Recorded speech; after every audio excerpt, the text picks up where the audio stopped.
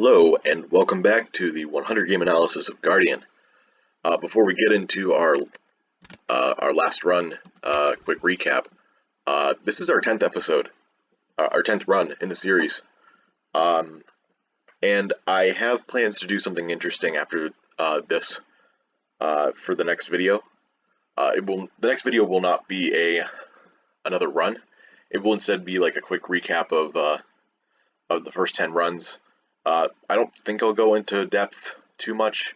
I'm going to cover probably some more meta level stuff regarding those runs, like what I've learned, any kind of patterns that I've been seeing. And in addition to that, I will be making a tier list of Guardians cards. I know historically that Slay the Spire's relationship with tier lists has not been the greatest, but I think that we can still take something good out of it. It'll be mostly my rankings on like how strong I think the cards are compared to what I think is balanced. Like S tier cards will be probably just need to be nerfed, and there'll probably be a rank for me just not having enough data. And it's mostly just to have some preliminary discussion on how strong the cards are and my thoughts at the beginning of the series. And then later on down the line, maybe near the end of these 100 games, I'll make a new tier list to update my how my preferences have evolved in that regard. So hope you stick around for that. If you're new to this series, then I hope this will be entertaining to you too, so that you can sort of catch up on what I've been up to so far. All right, getting into this last run. We had a run with Pyramid that did not remove any strikes or defends. In fact, we had to deal with several curses over the course of this game. We had a pain in Act 1, I believe. Yep, right here at floor 12, we got Warp Tongs. Then we had to open this chest in Act 2, and we got an injury, and then we got a doubt from something else. Yeah, Mind Bloom, because I was low on HP and needed to heal. I was able to remove the injury, and the doubt got rid of itself from my hand with Pyramid, simply because I had Horseshoe. So it would play itself, leave. I didn't get hurt by it much. And the way we were able to deal with that was with our suspensions and overall our stasis plan. So even though we had Curse Key and Pyramid and had to deal with a bunch of curses and no removes, we still came out on top. I found that very interesting in retrospect, even though I didn't talk about it much at the time. We also had a bunch of commons too, compared to our uncommons and rares, which was another interesting occurrence, because this one didn't have very many. It has a lot more uncommons and rares. This one is similar. I think we see this pattern quite often. This one had a lot of commons. Yeah. So, let's get into our next run.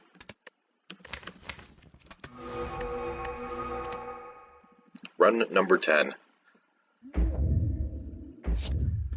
And in 10 runs, we have not seen the starter Ruby once. Tourmaline, though, it's pretty cool. I feel like I've gotten Aquamarine the vast majority of these starts, which is weird. Alright, what is our boss? It's Hermit. I don't know if we fought this yet in Act 1. I do not recall that coming up yet, so that's interesting. We got remove a card, common relic, transform to, or boss relic swap. We are likely going with boss relic swap again.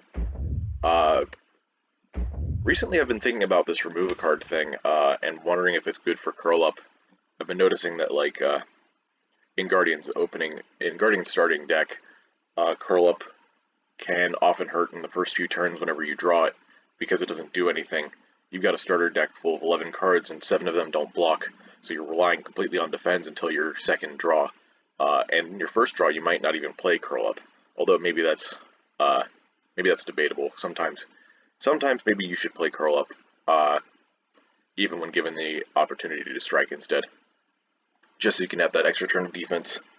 But yeah, the main reason this would hurt is because going into defensive gets a bit harder. And it stays relevant until the late game. but I do often feel like it can get in the way.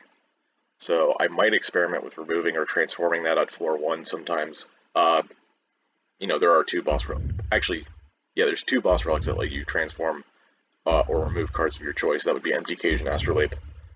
So I think at some point I'll try that. In fact, if I swap into it here, I'll try it right now. Wanderbots. Okay, that's not bad. Lose 2 stasis slots. Gain an energy at the start of your turn. By the way, this is a reference to another YouTuber or Twitch streamer. I think it might be Twitch streamer. It's hard for me to keep track for each individual. But yeah, Wanderbots has played the Spire in the past. I don't know if they're still doing it now. I think I looked them up and they weren't, but you never know. Maybe I'll leave a link to them in the description.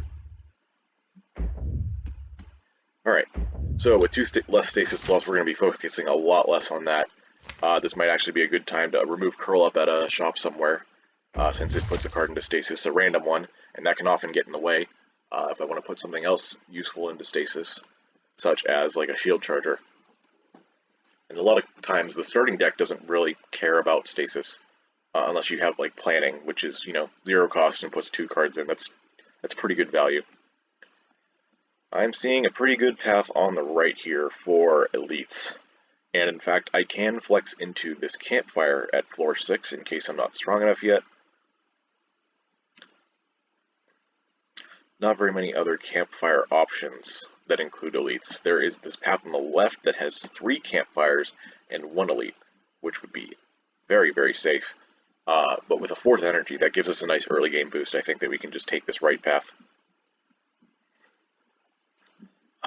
I don't think I can go this way, though. 2 question marks, 2 fights will not give me the opportunity to take this elite. I think I'd rather go down this path and guarantee a campfire into something like this route.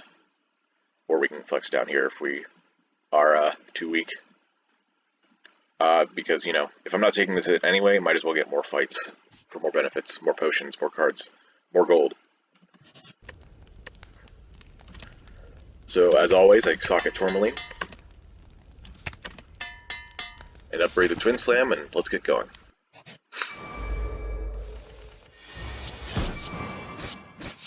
Shame I didn't draw that in the right turn, but hey. Can't have everything.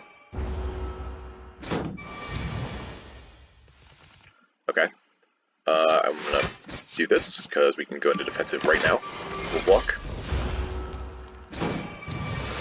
But yeah, that's our only stasis slot, I gotta remember that. I kinda just, what do you call it?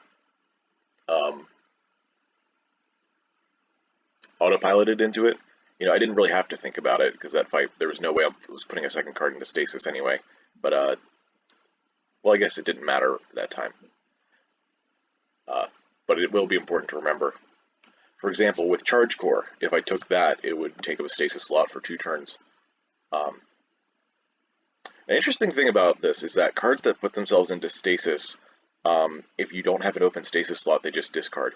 So if the stasis slot is taken, this would just be a 10 damage for 1 energy, and it doesn't exhaust. I think the exhausting part of this is part of the balance of the card, despite it, drawing so many for you. So being able to do 10 damage for 1 energy, and being able to replay that later is actually kind of good. That being said, we are offered a Garnet here, which is perfect for our Twin Slam. Kind of a difficult decision to make. Couple things to keep in mind, of course, would be Wanderbots making it maybe difficult to use Charge Core properly. I would like to get the draw from Charge Core, if I were to take it. The draw with 4 energy makes for a very powerful combo. Meanwhile, Garnet, while powerful going into Twin Slam, also has this weakness of me perhaps finding a better gem later to put into Twin Slam. I guess we can think about that real quick. Out of the 4 common gems, the only ones that would really stick out to me are another Tourmaline to put into Twin Slam for even more thorns, or the Aquamarine for wards, but that's kind of weak. I think both of those are a little bit weak compared to Garnet. We already have some thorns, so you might as well diversify what it's doing. Then there's Accelerate, which is okay, but maybe with the Wanderbots it's good. Getting stuff out of stasis to put more stuff in can be a good pattern of play for limited stasis room. Let's see. There's Accelerate, there's Brace, which is never going in there. There is one more that affects yourself. Right, Quartz. Draw one card. I don't think I want that in a 2 energy card. Then there is Vulnerable, which we have here. There's Amethyst, which is the negative strength on enemies. That would also be very good for Tourmaline. I think we've done that once. And the third one...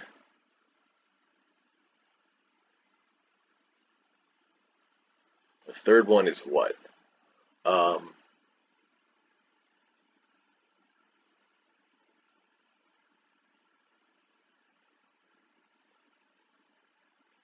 don't remember. I guess as far as rare gems go, there's Citrine, which is always great in Twin Slam, making it a free card. And Onyx, which would keep some thorns and maybe have some utility later. I guess whenever it's this close, the best thing to do is just take the rarer card. I think this will be a good learning experience anyway. I want to take the Garnet and socket it, and we'll get the opportunity to do so on floor 6.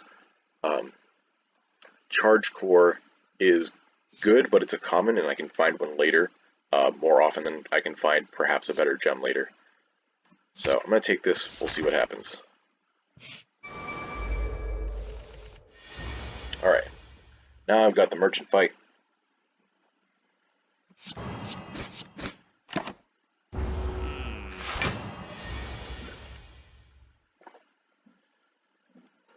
We were guaranteed to draw? No, we drew 2 defense turn 1.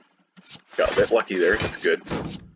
Tired of taking damage to this guy, especially after our last episode, I think, where we had 2 defense on turn 1, and then 2 defense in our last draw on turn 3.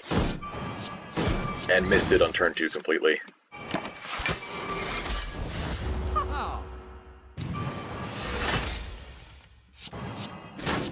Okay.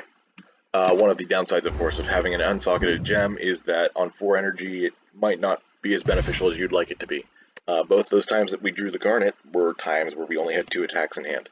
It didn't do very much for us. Okay, yeah, more stasis stuff. So, you know, even though we can build around this, it is still definitely a downside, especially early. It takes away some of our ability to build a deck in any direction we so choose. Choker especially is notorious for this on Guardian because it also limits how useful stasis can be. That being said, I wouldn't take a clone this early anyway. Emerald could be good with Twin Slam if you also drew defends, but that's kind of, I guess, like, even just 1 defend would be good, but we're already planning to put Garnet in, and I feel like this is kind of a stretch at this point to add. Orb Walk, however, with 4 energy, 2 strength is very strong. I think this is worth taking, even if it's a little bit awkward. You don't have to put it into stasis to make it useful. Early Atomic Beam is here. That actually pairs really, really well with our Garnet. Multiple turns of AoE vulnerable will make Atomic Beam do additional damage to all enemies. And with the upgrade, it becomes 51 with vulnerable. That's... I don't know if I can ignore that. I don't want to buy any of these. I always like whenever gems are on sale, but I don't think I'm going to take it. I don't think we need the potion either. Really, the only thing Atomic Beam is up against is a card remove. But I don't think Atomic Beam is. I don't think we can ignore this. So I'm going to take it. Really wish I had a route to take this elite now, but you know, you can't win every time. Alright. Hey, we drew a turn 1. I was hoping for that. Cool. Yeah, those big AoE cards can just solve fights. Polybeam is another great card. There's a Tourmaline I was talking about before that could also go into Twin Slam. But now we actually have a plan with this Garnet. Made me very glad I took it, more than I thought it was going to be. But you know, I already knew that Garnet was pretty good anyway. So I guess leading into that intuition helped a lot. If I take this Polybeam, I think that gives us all the offense we want. But then again, an early Polybeam can be pretty awkward when you only have one source of strength. If you draw it early in a fight, it's going to be doing 8 damage for 1 energy. It's not great. And you know, we already have very good damage output between these 3 cards, so I think we could maybe just ignore it. Temporal Strike with Wanderbots is very funny in a way that's, like, not good. Okay, can we kill one of these right now? We've got 26. Wow. What if I use a potion here to save me 8 HP? We fought 3 things so far, and we got 1 potion, so our potion chance is at 50%. You know, there's very few cases where, like, Entropic Brew is a very, awkward potion with 2 potion slots.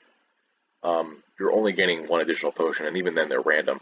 So like, potions are good in certain circumstances, and low rolling potions can be kind of underwhelming. So trying to play around an Entropic Brew when you have another good potion that you're saving can be very difficult to actually make proper use of. So with that in mind, I think we use it now and see if we get some kind of potion that will help us. There we go. This Quantum Elixir, the fact that it gains stasis slots until you have 3 is, like, perfect for Wanderbots. I was actually thinking about this at the beginning of the run, and how that would just counteract the downside. I think it's a perfect potion for an elite fight should we need the extra power. In the meantime, I'm just using this explosive potion. It saves us 8 right now. Can we do the rest? This is 20. This is 19. Okay, so it saves us 7. Yeah, as you can see, we're 1 damage short. So we gotta rely on the thorns. I think saving 7 HP was still worth it, though. Another Orb Walk. And an early Body Slam. Very tempting. Body Slam is a notoriously strong card on Guardian, and is in fact getting a nerf the next time Guardian gets an update. Can't say for sure what it's going to be now. I've heard a few different iterations being thrown around in the Discord, but you know, even if one of the devs says something about one of their ideas, it doesn't mean that it's going to hold up and be unchanged. They gotta go through iterations of testing first. I think taking a second Orb Walk is maybe a little bit much.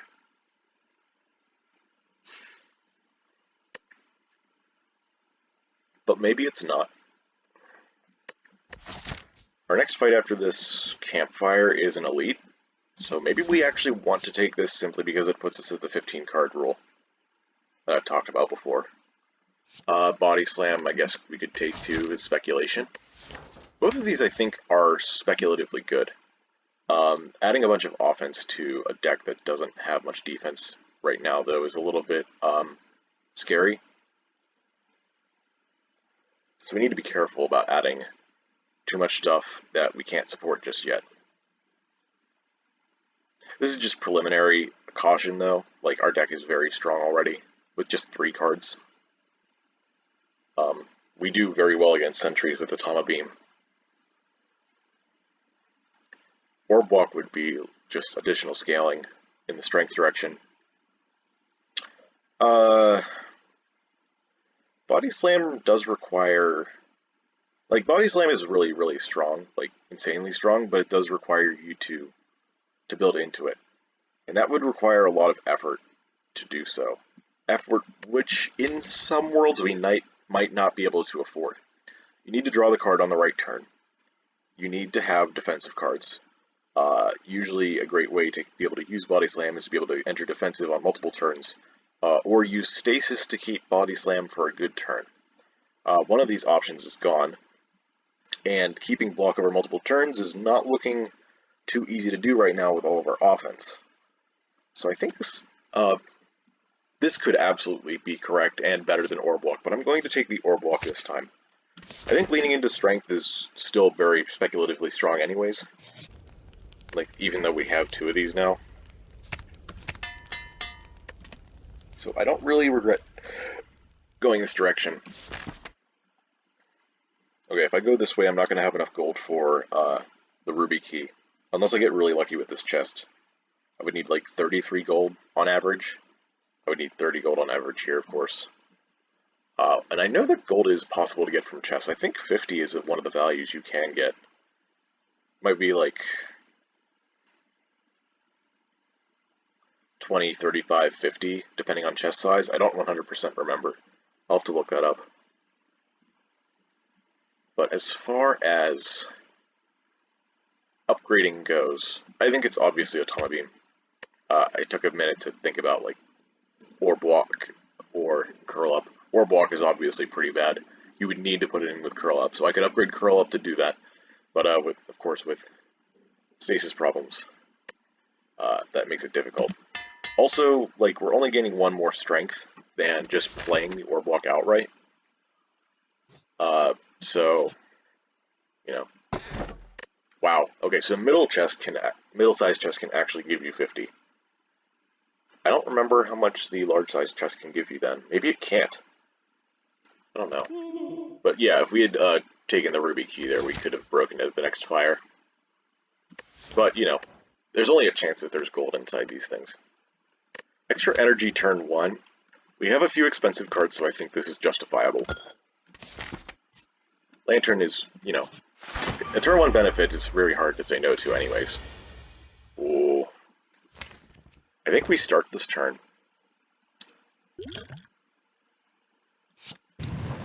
With the vulnerable.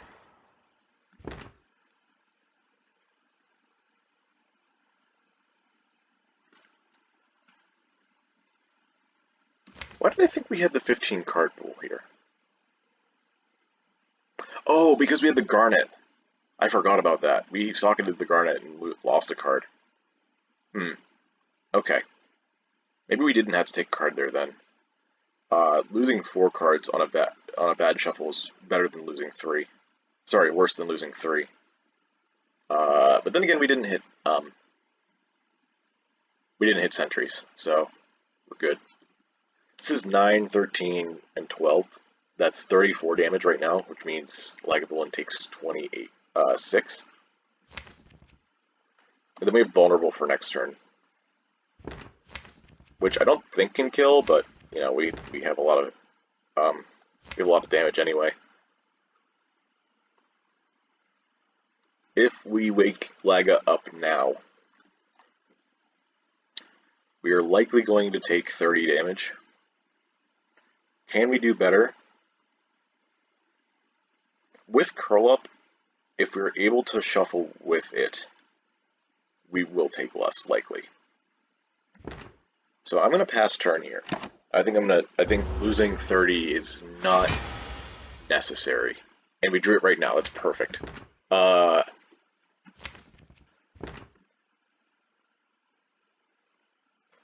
think I want to put a strike into stasis to get a good damage turn when I'm safe to do so. And also I want to keep the defense for when Laga attacks. So, play both the defense and the curl up. Let's get this started.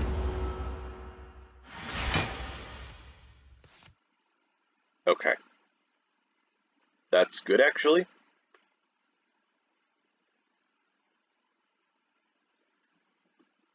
We can go into defensive for next turn, which means that we'll have the full 20 block, which means that, you know, the defense aren't as good. But I think this is fine. We could also just take 10 damage. That might even be better. If we draw 2 defense next turn, we take 10 damage, go into defensive, and have 20 block for the next attacking turn. Meanwhile, if we do curl up now, we get 20 block for next turn, but with a bad draw... No, we still take 10 damage. Wait, no. Yeah, if we got a bad draw next turn, sorry, yeah, next turn, like with mostly defense, we would have been able to block most of it anyways. Well, we won't be able to block very well on the turn after the next attacking turn. Sometimes these things are calculated to complicate. I think you can tell what's going on here. Um, yeah, I think we take damage to go into defensive. I think that's a better guarantee. We're gonna play Ore Block. We're gonna play Atomic Beam, I think. I could save this for a turn where it's vulnerable, but it's not guaranteed. I think we'll have enough damage anyway.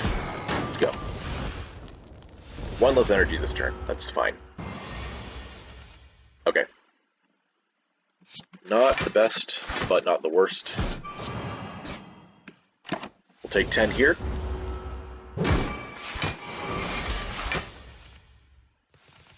Okay, we drew like a shit ton of defense. But that's alright. We should still be able to kill right now. That's a lot of damage. 4 strength can do so much. Pizzazz Potion is very interesting. Okay. Temporal Shield, another stasis reliant card. Probably not. Revenge Protocol for Brace. Great way to get some scaling defense. I think this is fine time for it, because we have so much offense we can just kill things quickly. So it becomes a little difficult to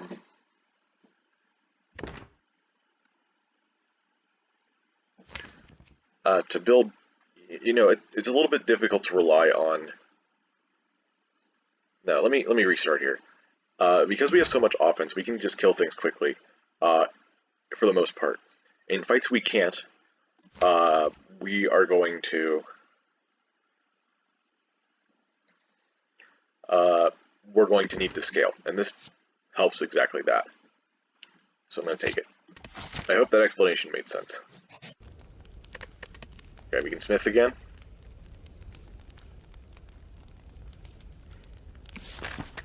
No more campfires for the rest of the act.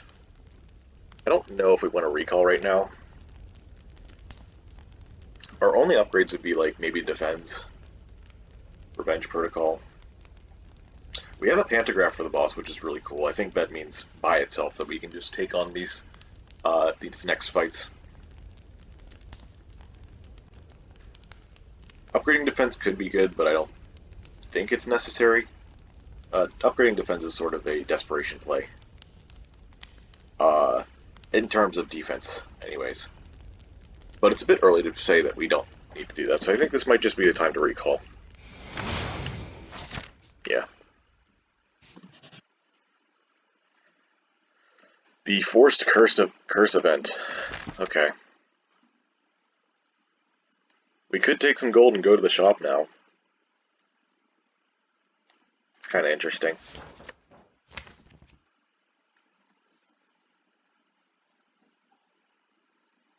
I do still kind of just want to fight elites, though. I don't know what's better. I think there's an argument for both. We did just get our rare. So getting a good card reward is unlikely.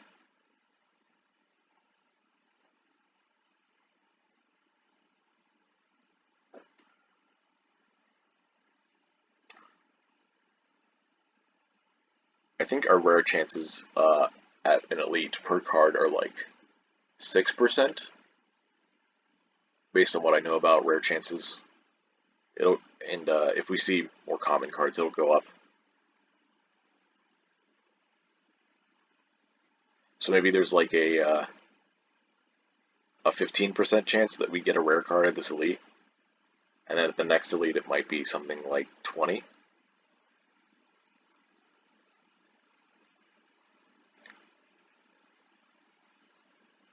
So it's like a 1 in 3 to get a rare card.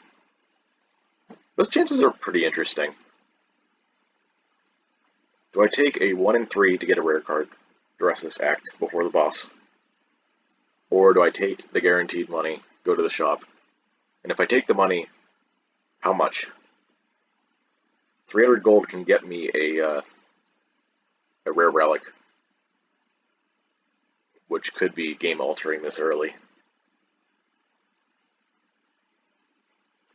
Good thing about some other things here too. We have Pantograph, so losing HP is not a bad thing here. In fact, we do want to spend more of our HP before going into the boss. At least in most cases. If you don't spend every point of HP that you don't lose in an act is HP that wasn't spent getting stronger.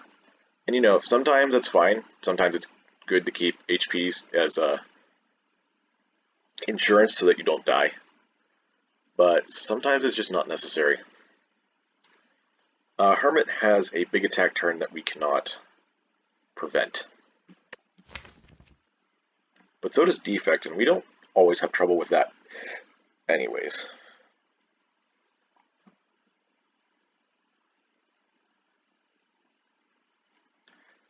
The shop would be good for us to gain more defense, in particular.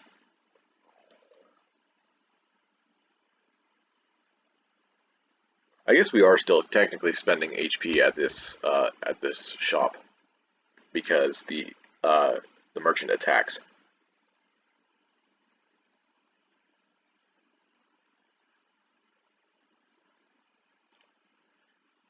You know, my intuition is telling me to just take the souls, the lowest souls, take one curse, and then move on to the elite. I think we're going to do that for now, just because I don't know which one to take here. And I'm going to move on, do what I'm used to doing, elite hunting. And we'll see what happens.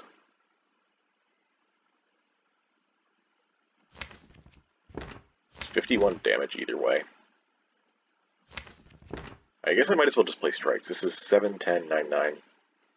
That's 35. Yeah. So I would need just one strike to kill this back one. And if I got a Tama Beam, they'd all just die. So I'm not going to bother playing the strength. We're going to play for the kill. Did I do my math wrong? I did, because vulnerable didn't apply the first attack. Okay. Well, that's still fine.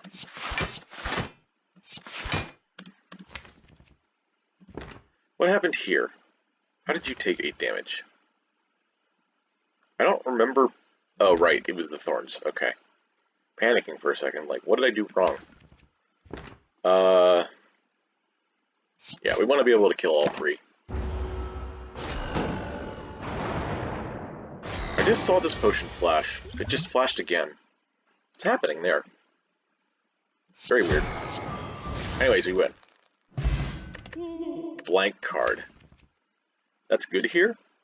Unless we get Icky. Curl Up can also be bad, of course. I think this is a fine card to take, though. Spiked Energy Drink is not needed, I don't think. We have plenty of energy right now. And our potions are good. Maybe there's an argument for replacing Pizzazz Potions since we don't have any AoE... Sorry, we don't have any multi-attack cards, and we just had our AoE fight, so the Tama Beam matters a bit less. Let's see our card reward. We got 3 commons.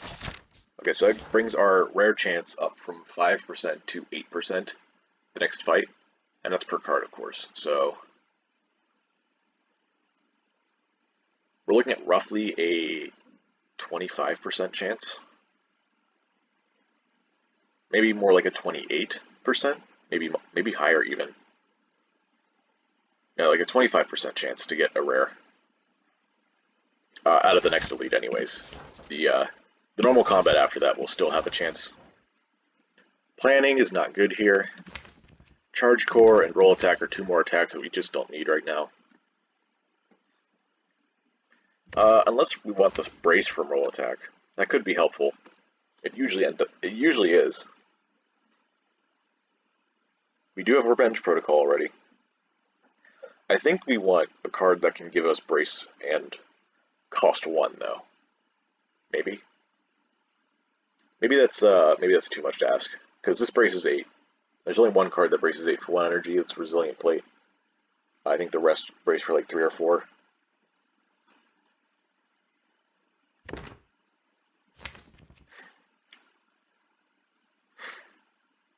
What I'm getting worried about is having 4 cards that don't do damage on their own.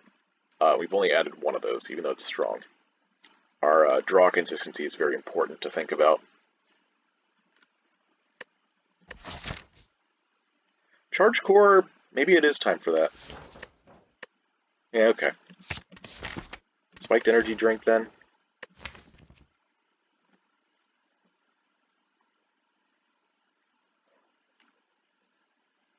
Maybe with Atoma Beam, more energy is better as well. How much damage do we do to Gremlin Knob? This is 17. This is total of 51. And then this is 75. Wow, that's actually really close to a kill just on their own. This is 85. Then we also have Vulnerable and Strength to think about. Okay, so we don't need the damage potion, I don't think. Maybe there is a world where we do, but I think the energy potion is going to come in handy more often. I think we're going to use this on the boss. Fight Gremlins, gain pick of Rhapsody. I don't see empty stasis gem slots, do you? I don't think we want to do this. We have no campfires coming up. We have no empty gem slots, so we're just going to be holding. So we'd either be holding on to 3 unsocketed gems, or the pick, which requires the use of campfires to be useful. Also, we would have to fight the gremlins, and unlike the other events where we fight something, you don't actually get a card reward or souls from this, I don't think.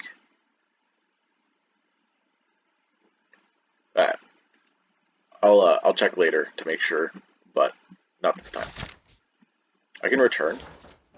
Oh. It just takes you out of it, even though there's more text here.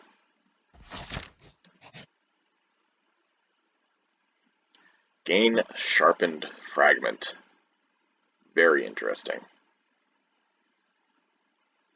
Or I could invest in the Broken Wing statue and maybe get the upgraded, boosted Ritual Dagger in Act 2. Also, if this is a hard pull fight that has a cultist, they just leave. Which is cool. Is it worth sacrificing 12 max HP here? Go down to 60. I don't know. I don't think we need that.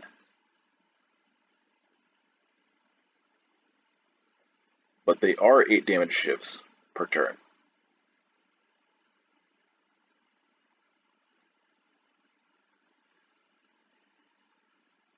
Plus whatever Revenge Protocol does for us sometimes.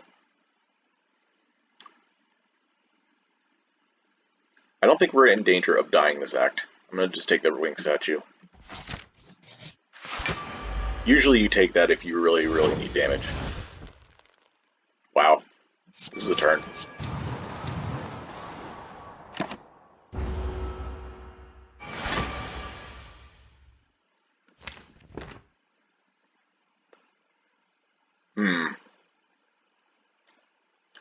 We could play our odds here.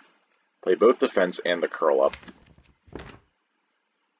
Actually, I have a better idea. We play both of our attacks and curl up to go into defensive next turn. Yeah. Alright. Draw me... Yeah, 2 defense. Hey! Thanks, Charge Core. Really appreciate you doing that. Alright, we get in 0 damage fight. Show me 2 more defense. We did it. I actually don't know if we needed to defend there. Yeah, we could have just killed. That's alright. I did it to prove a point, obviously. 0 damage Laga. Oh, oh, that's a really good relic. Time Sifter.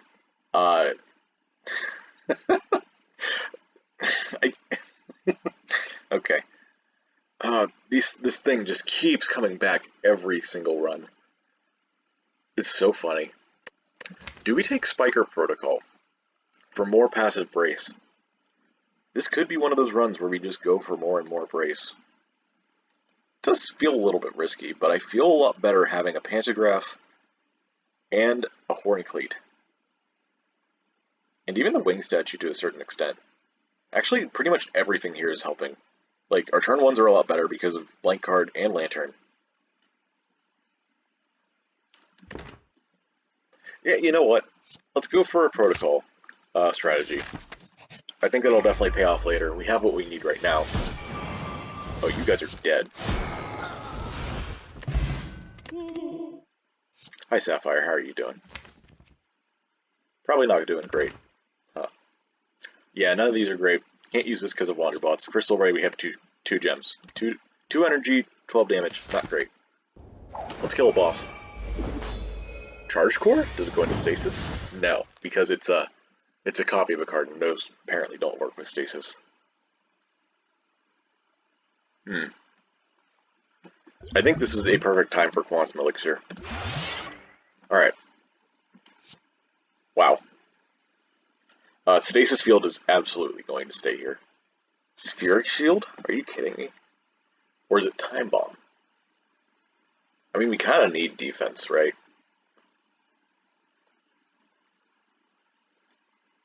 Time Bomb is just extra damage. I guess we take this just to be safe. It feels weird, but you know. Body Slam comes out at turn 2 early for this, but it also comes out on the same turn as Stasis Field, which means I get extra block. Yeah. Body Slam, you stay. Alright, 8 damage. Oh, because Charge Core landed on the Hermit, it deactivated its ability, so Headshot only did half damage. That's great. That's, like, really good. Good job, Blank Card. Okay.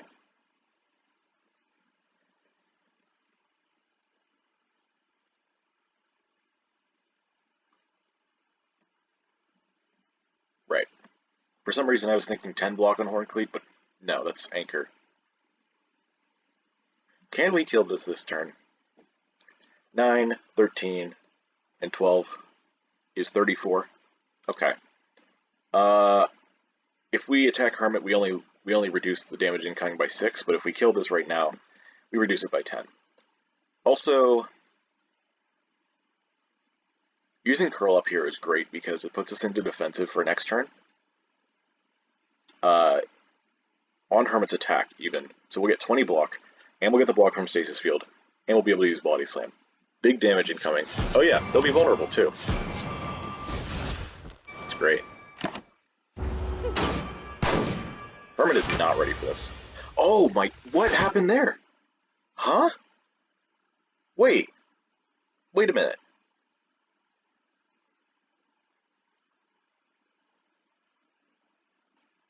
I had 8 thorns, and because Hermit took damage from my thorns, the last attack was cancelled? Yo, I have played Guardian for so long, and had so many runs, and I have never seen that interaction.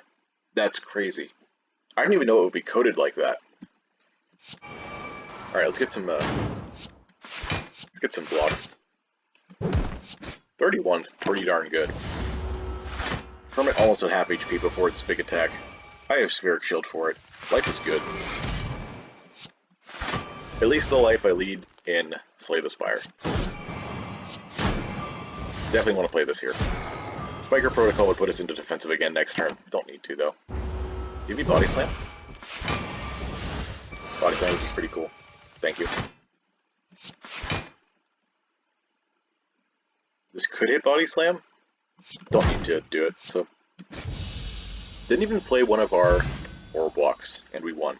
It's a pretty darn good potion. Hit 2 rares, and Body Slam. Ooh. Ooh. Oh, well, we have Wanderbots, so Stasis Field may be a bit less. But Giga Beam. Oh gosh. Another AoE attack. We have a lot of gold right now.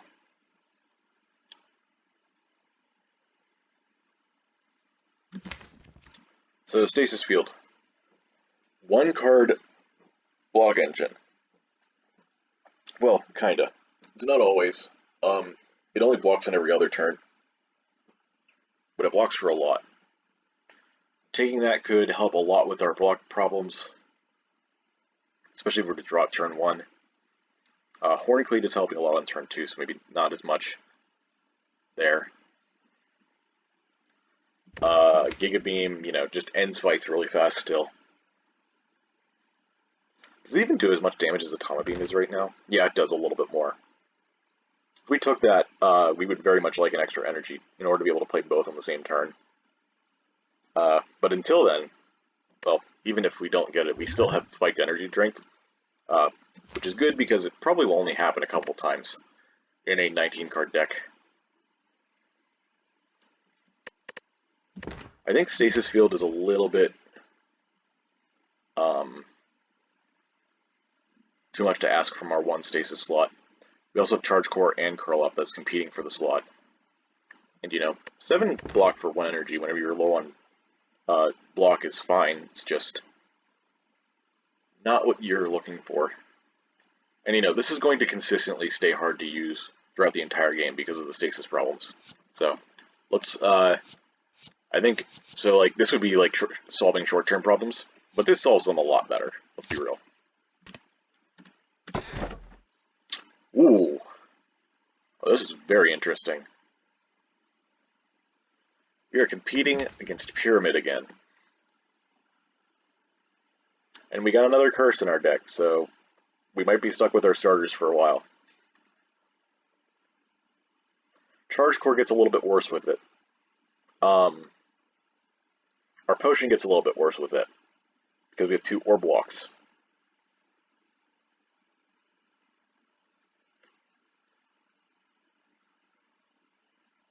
I think we're really just looking to kill things as quickly as possible, and I don't think the Pyramid's going to help with that. Like, Pyramid's a very, very strong boss relic, but it doesn't really solve what we're going for right now.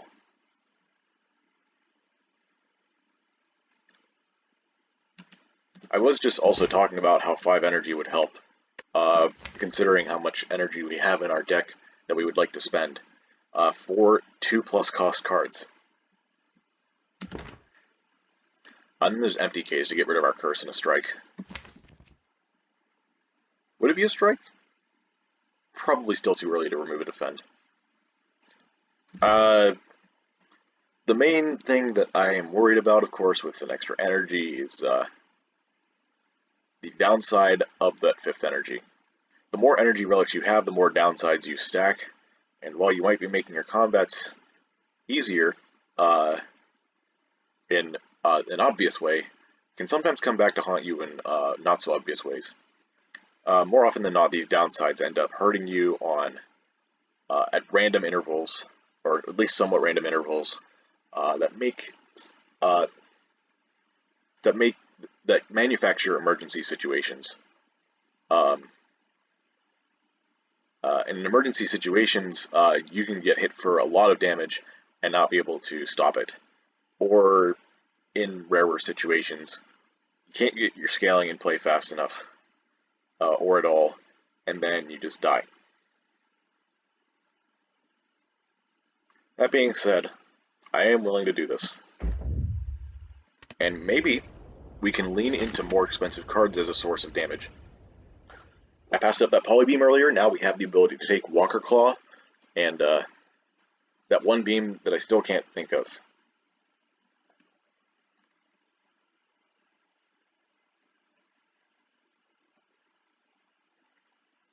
We have 2 shops at the start of the act, wow.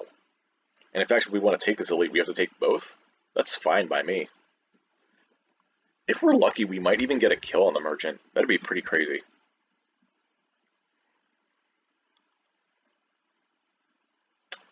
The thing is that all these shops are before the chest in the act, and again, I have to take that chest for the blue key. Because we're not guaranteed to get it in Act 3. I realized after the fact, after recording last episode and saying that I probably haven't been doing that in previous episodes. I've probably been taking the blue key in Act 3 a lot. I don't 100% recall. Maybe I've been taking the blue key consistently before then. But either way, now is the time to make that change. I definitely want to go for like as many elites as I can. This deck is so strong to take them on specifically. Break the ruby?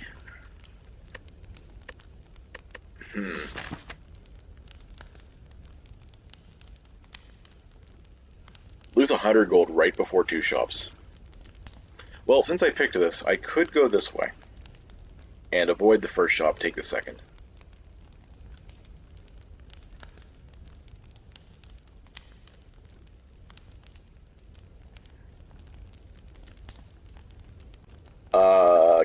The merchant, I don't remember how much HP the merchant has. I had just the vulnerable gem. I was able to do. Let me see if I can reconstruct this actually. I remember on turn 1 I drew 2 defense, the garnet, and 2 strikes, so that was 18 damage. Then on turn 2 I didn't hit twin slam. I hit 2 strikes curl up and 2 defense curl up and a strike and the Ascender's Bane. So I was able to do another 6 there. Wait, did I? Yeah, I said 18 for turn 1, 6 for turn 2.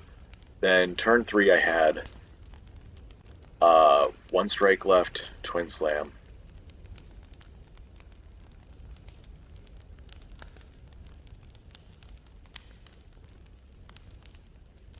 And I redrew a card.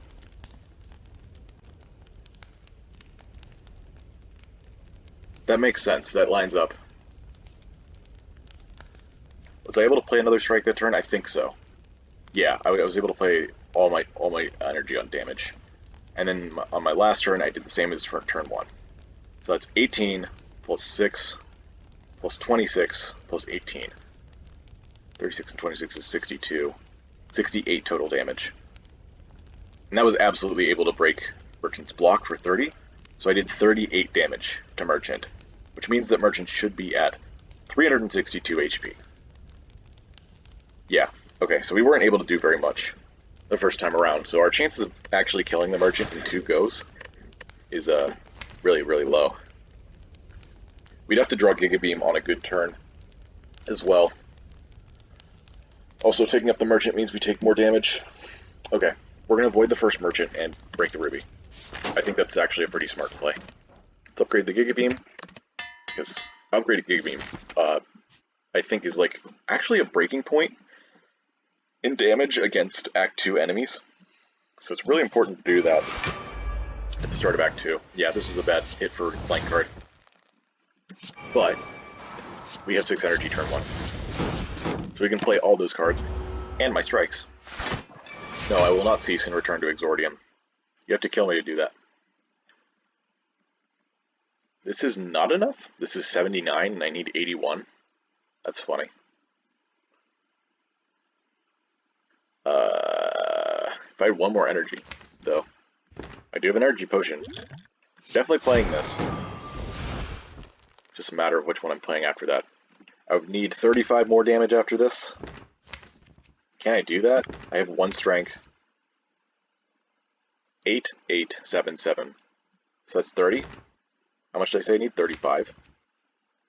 If I drew both my Twin Slam and both my strike, if I drew my Twin Slam and both my strikes, I would kill this on its first hit because of Thorns.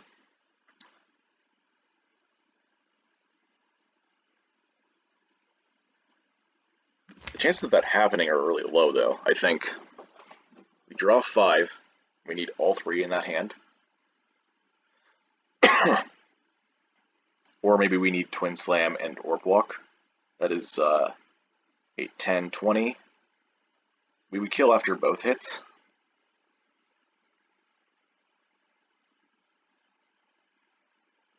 You know, I think this is like one of the few enemies that wouldn't actually be able to withstand both those attacks. Because even on turn 1, I have an extra 6 energy to play like a strike or something. So Avocado might die. Well, I guess Twin Slam would have to be the one, huh? Chosen has so much HP, but we can handle that. I think we avoid taking 22 damage if I use this potion now, so...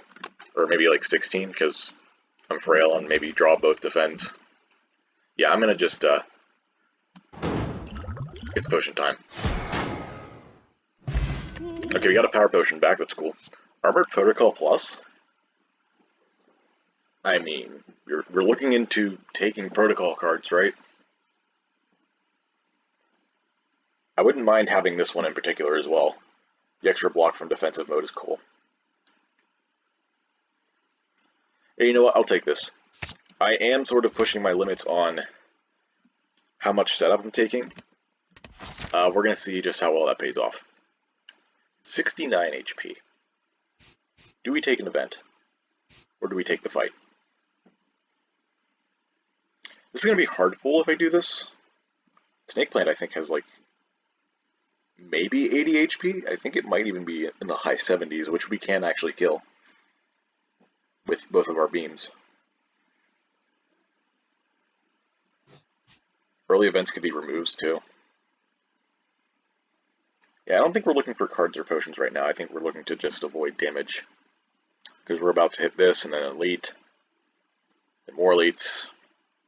I really don't know how to evaluate between these, so just go for this like I usually do.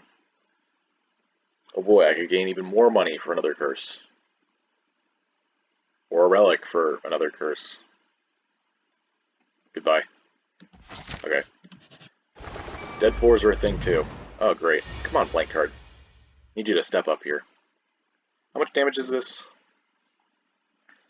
52? So that goes down to 26. Oh.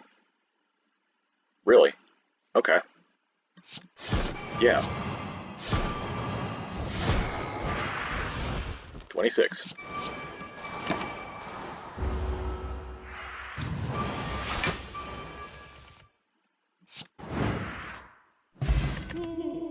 Future plans. Doesn't do anything. Don't think we need Incinerate here. Temporal Strike is bad. Okay. Yay, playing a Defend turn. Alright, this turn, we have block. Right. Also, 5 energy. Really paying off with the damage. Oh, I didn't even look. Did we have 362 like I said? I'm not going to try and reconstruct this one, that's for sure. It's too much thinking. We go into defensive, we get 2 extra strength next turn. Oh. Oh. Alright. Yeah, we don't need the Slimed Blade. We just need to kill. Or do damage, I guess.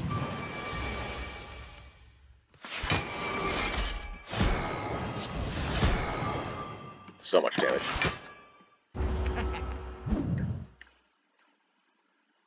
Yeah. So that was cool. Nope, none of these.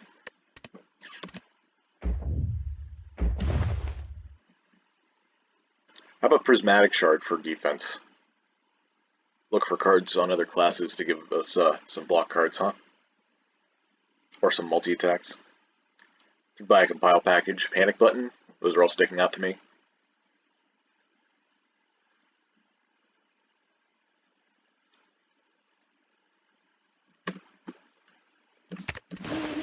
We're getting rid of the curse.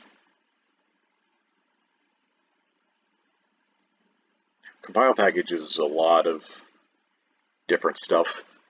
I think with an incomplete deck like this, it might actually fit perfectly. The problem is, of course, spending that much gold on it and having to upgrade it. When would we get to? 1, 2, 3, 4, 5, 6 floors from now. So the next 3 or 4 fights, we have to deal with it being unupgraded. That being said, it can give us another Giga Beam from the Automaton package. Actually has quite a few crazy options in there. Panic button's pretty good though. We have 5 energy, so compile package is definitely very good. If we draw it on turns with our beams though, we're just not going to be able to use it. At least in theory. Maybe we get the Sentry package sometimes. Or even the Defect package has a couple cheap cards. Defect package for more stasis is actually kind of funny. Of course, there's Spirit Guardian giving us more block.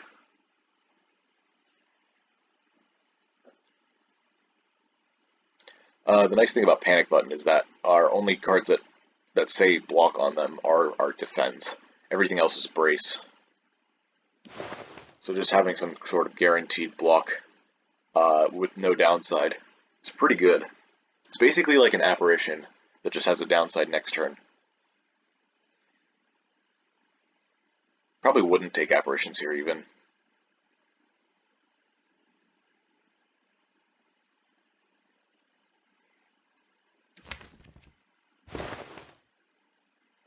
I guess I should have thought about a couple more Act 2 events if I would have taken them. Wouldn't take apparitions, wouldn't take bites. Mostly because we're very high HP, but also because like we're killing things so quick we're not going to be able to stall for healing.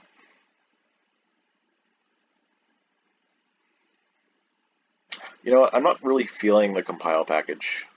Maybe I should be. I'm feeling more the Panic Button though. Should I also buy a potion? We don't have another shot for the rest of the act. And we did just get a potion from... Well, actually, we've only gotten one potion from the first 3 fights, so our potion chance is at 50 again. Will it save us in this fight, though? The Still Chaos might be a bit much with our Giga Beam in our draw pile, so we probably wouldn't be able to use that. It'd probably be an attack potion. That might actually be good.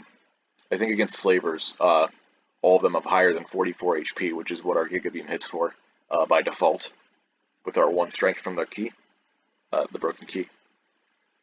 So having an extra attack pot to finish them off is good. Or if we get a bad draw on turn 1 against Gremlin Leader, we can use the attack pot to kill a Gremlin. Okay, I've convinced myself.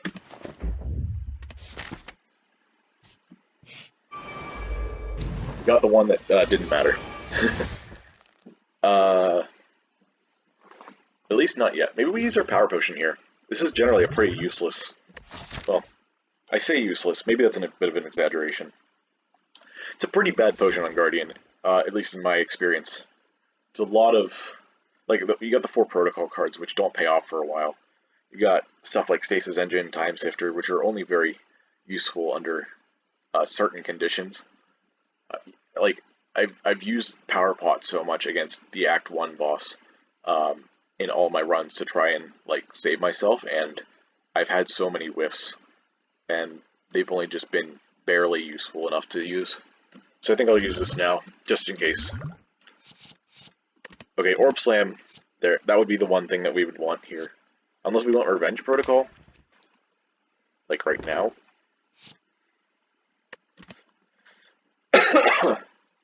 Excuse me. We're taking 4 damage from Book of Stabbing right now, which means that we get 7 brace by the end of next turn. Revenge Protocol would give us another 5, which is 12. So we wouldn't have enough to go into defensive by next turn. That being said, we do have Horncleat next turn. It would be 12, I said. And then we have 8 brace per turn exactly to go into defensive on turn 3. Oh wait, we take damage on turn 2 anyway. So we'd have enough either way, I think. 3 plus 4 plus maybe 10, maybe 7. No, it wouldn't be enough to go into defensive on turn 3. Unless I drew... Curl Up. Here's a weird thought. Using Giga Beam this turn means that I can't draw Panic Button next turn on a turn that I already have Horncleat. So that's funny.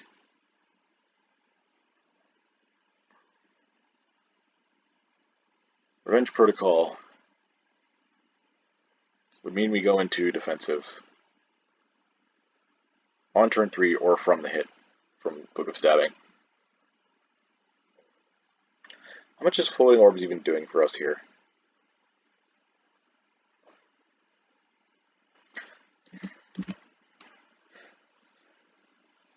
Yeah, I think since Horncleave exists, we're playing Giga Beam this turn, for sure.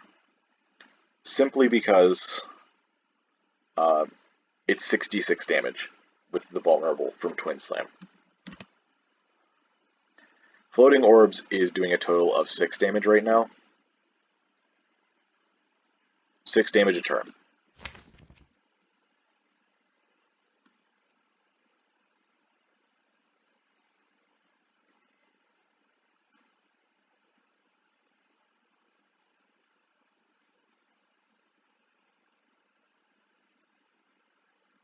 That seems really underwhelming. I'm going to go into defensive.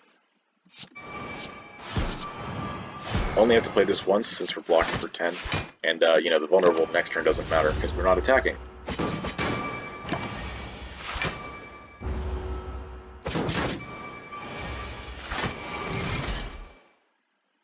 Okay.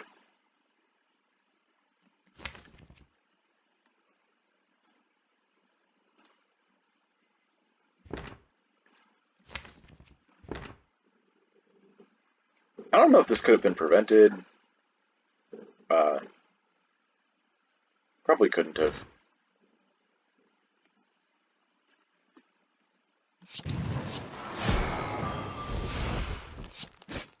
It's fine though. Oh right, we get 8 block from this. That's cool. Oh, I could have played Armor Protocol for another 8. Okay. I'll have to keep that in mind for later.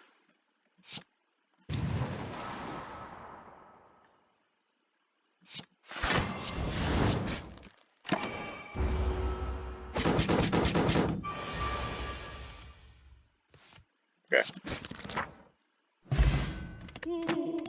I don't know how useful that's going to be. Another Spiker Protocol. Do we just take all the protocols? Do we? We did just get a panic button.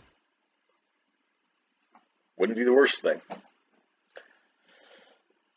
It's kind of funny.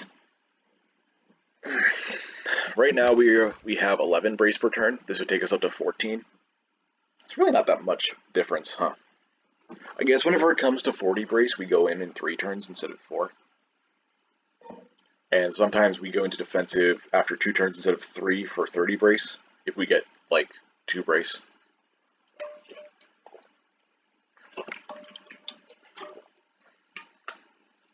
I'd rather have an Armored Protocol than a Spiker Protocol, I think. I think it's still early enough that we can choose not to take one of these if we see it. Suspension? Nah. Don't need Gem Finder either. I don't think we have it, even any open slots still. Yeah. Okay. We'll skip for now. Doesn't matter which way we go. I'll go the path that we can only go this way. Right, I gotta open this.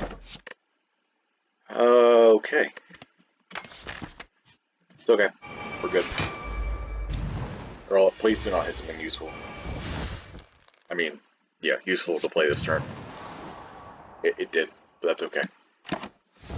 Looks like Artivore is actually going off. Crazy.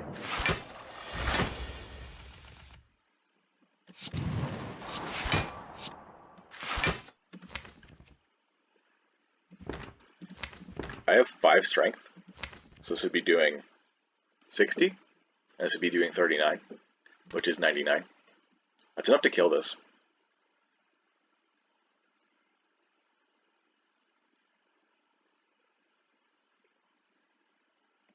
This isn't attacking next turn, so let's just go for Spirit Guardian. And if we miss, I can use like the attack potion maybe, in some cases.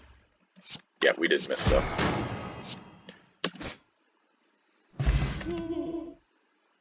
Emerald is back. Got Piercing Hide now, if we want it. Or another Charge Core. We have a Shame in our deck. Charge Core is cool for more draw, but again, competing for stasis slots. No thanks. Do we want to buy colorless cards? Maybe. Card draw is really useful right now. Card draw. Panic button. Another panic button would be really good. Apotheosis. Sure. I guess. Upgrades our defense and our curl up. Doesn't actually do that much, does it? Costs 2 energy too. I guess 2 energy is not much when you have 5 already. And upgrading defense isn't bad. Except with panic button, then it gets really bad. uh, something is telling me to buy this time, so I'm going to. What do we got? Secret technique. That's huge, actually. We can seek for panic button if we need it. Or for curl up if we need some brace. Is this the only skill we've taken in this game, other than Garnet? Crazy. I think it's still worth taking because we have panic button. Flash of Steel, it's a free card. Especially with strength scaling. Imagine we got Kunai later. Wait, that wouldn't even matter. Ornamental Fan? That could matter. Wow. This was definitely a panic button moment. Maybe I could have done Flash of Steel first, but nah, it wouldn't have mattered. It's not like using a potion. So now we draw maybe a better card. That's good. Alright, we don't need to use an attack potion here. I would like just a card to kill this thing. No, not Giga Beam. Okay, we got both. But I'm going to use Twin Slam anyways. So no Giga Beam, because I'm going to just lose my next turn. Alright, what do we got going on next turn?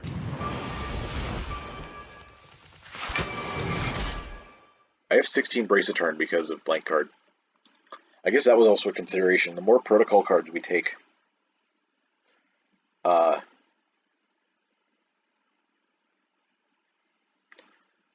higher chance the blank card has to hit them and then give us even more brace a turn. I think I just want to deal damage, right? Do I want to get Orb Walk out of my draw pile? Or out of my deck? Or do I want to do 48 damage right now? 48 takes it to 29. I do not actually have 5 strength, I have 1. So this would be 9 damage next turn. We have a lot of block next turn, at least. So if Gremlin Leader attacks, we'll be good. And we can go back into defensive with Curl Up, so we just, yeah. We're just going to keep our powers and our block. Yeah, and she attacked. So that's cool.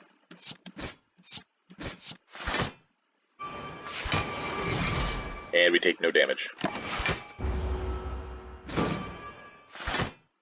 Okay, this is pretty cool. That's a Thorns Protocol coming in there too. Alright. Cool. Don't want any of these. Actually, maybe Recover's okay. Recover could actually be the kind of stasis manipulation we'd be okay with. There's a lot of cards that we would like to do that with that. Orb Blocks, Giga Beam, bring back a panic button for next turn. And it's a block card.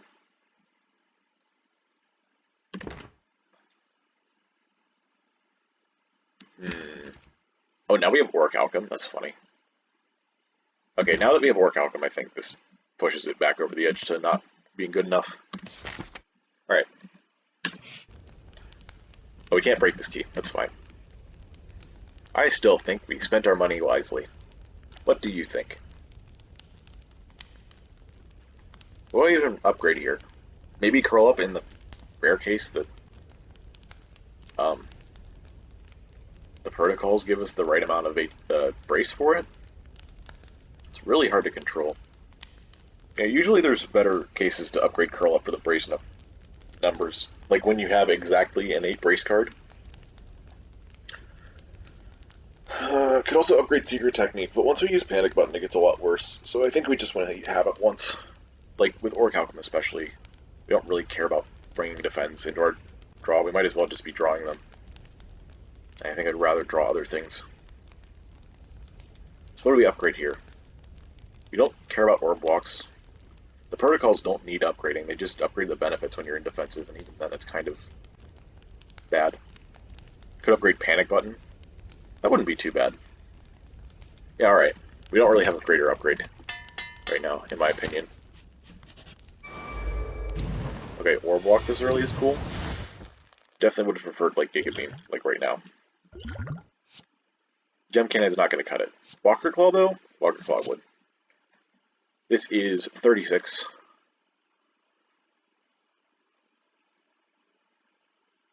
36 and 15 is exactly 51. How much energy do we have in hand? 2, 3, 4, 5, 6, 7. Okay. And defend would just be wasting because we have Orichalcum. So we're going to play all these powers. So now this is 45.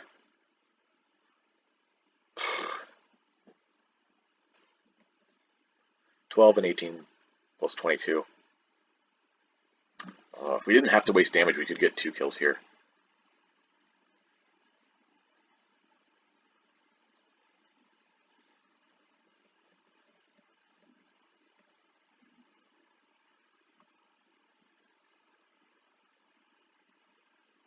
The least wasted damage is to use Twin Slam here. 18 and 22 is 40. Unfortunately.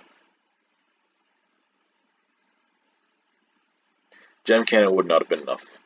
Well, actually, we had Twin Slam in hand, and we could play it once. We have 5 strength. That would have been 4 gems randomly. Maybe that was better. Would have been 22 damage apiece. Yeah, that was better, wasn't it?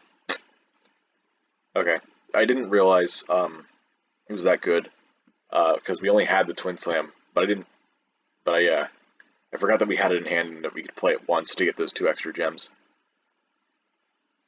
But that's okay.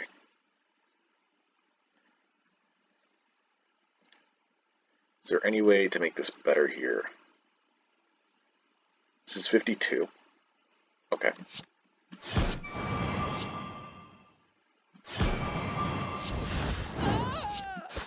Alright.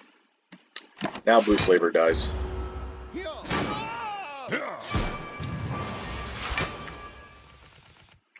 Goodbye.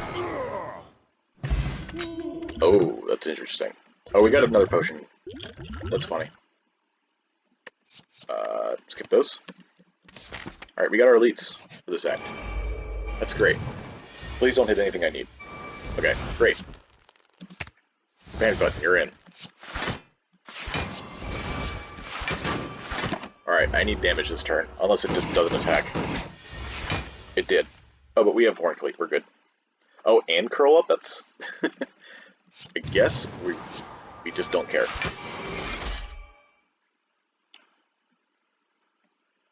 I'm gonna do damage this turn. Wow. Thank you, Blank Card.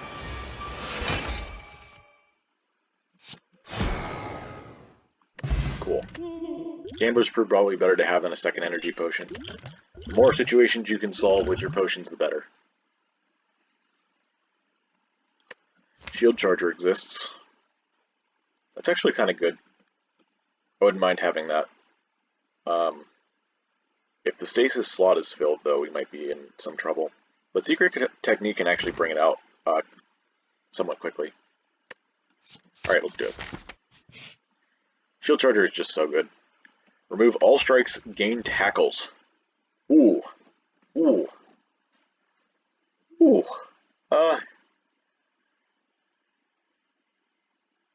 It's a free remove. It, like upgraded tackles do 16 damage. It almost triples the base damage from strike. I guess we'll say doubles since we have strength already. So like if we play both orb walks, it's up to 11, and these would be up to 21, which is almost double. Also, the self damage can be really good for brace. Yeah, I think I'll do it. This is where the max HP comes in a bit, comes in handy as well. Ooh, Twin Slam this early? Okay. Yeah, goodbye. Yeah, I am pleased too, because now I don't have to fight you. But, hello, blank card? Welp. I guess it was going to hit on Chosen, because it just didn't work. It doesn't matter, because we have Orichalcum.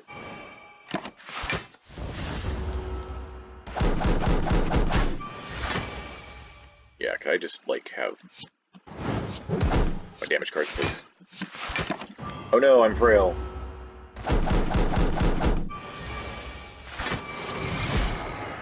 Anyway. Hey, there's Repulsor. Cool. handles our shame. Amazing. But I would have taken it anyway. Oh, we even fought Hermit in Act 1, so this is even better. Always take it for Act 4 if I can afford it. I can definitely afford it. There's an irony in taking a card that exhausts curses and blank card still playing a curse.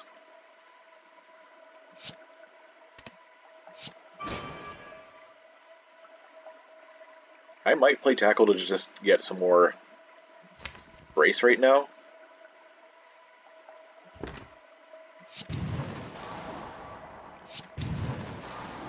But there's a world in which I just play Atoma Beam. Just to get rid of it right now. Yeah, I guess if there's no need to take damage, I should. It's a little bit too far away to determine whether or not that would actually help. But then again, I have been in situations where things exactly like that happen, and I wish that I had taken the extra brace just in case.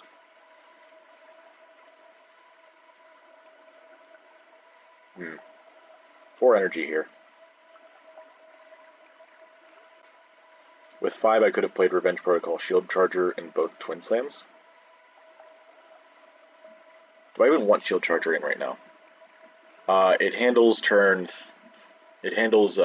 4, and 5, which I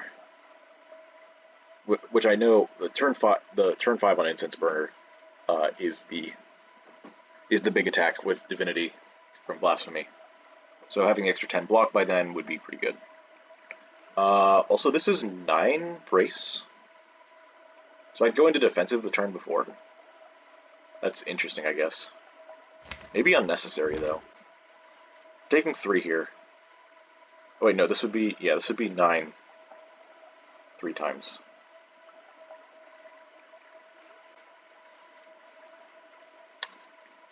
Maybe I just play Shield Charger in Twin Slam twice?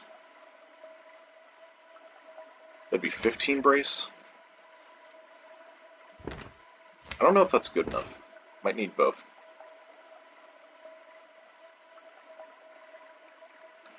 This would be 18 with the 3 damage from here. I don't have a lot of attacks in my draw pile, do I? Okay, that's a good point. 4 Thorns is worth more than 3 more damage, so I'll just do that. Alright. The damage really only matters if I'm able to, like, not being in defensive only matters if I can't get enough damage for the Watcher by the time our big attack comes. And that's actually the case because I have 3 attacks here. Tackle, Giga Beam. If I play Curl Up now, I think I lose the defensive on the correct turn. But I could be wrong. We'd be at 28. I have 8 brace a turn. Yeah, we'd lose it. Okay.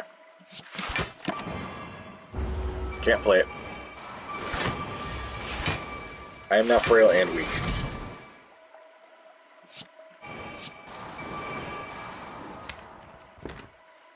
I get 8 block at the end of this turn. So I'm at 25. Minus 12 is 13. And then I think the Frail Warrior's off before the Shield Charger comes, but I'm not sure. It might still be 7 block by then. So do I play the Tackle? It's 2 damage.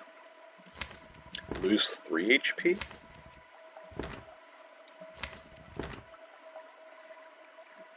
Potentially. Watcher plays Wish for Strength. So I think this is 30 twice, so that's 60. Is that right? That's plus 4. That's 10 damage twice, tripled to 30 damage twice, so that's 60. Huh. Okay. I mean, we have Secret Technique on Panic Button next turn anyway, don't we? Okay, I'll just do it.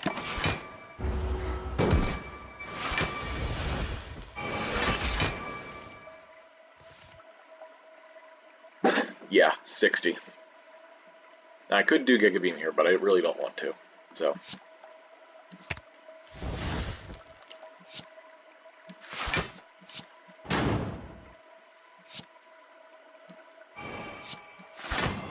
75. And we'll go into defensive next turn for 18 block. So, even if she attacks, it's not a big deal. Oh hey, we're one brace short. We could have had Thorns this turn. Oh well. We have it this turn now. Why have I drawn all my tackles this turn? Hello? I'd like to file a complaint. I can't use them.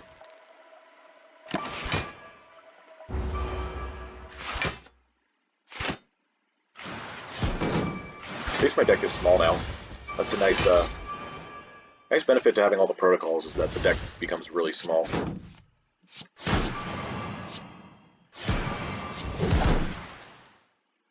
Put the defend in? Sure.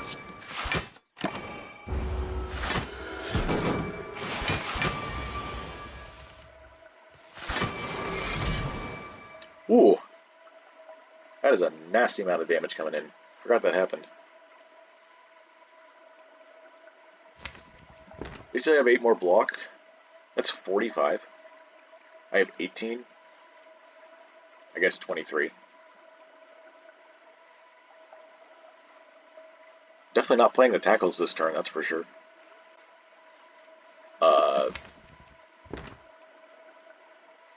I guess it doesn't matter. We're healing up most of this. Probably shouldn't use a potion. It's not going to save me.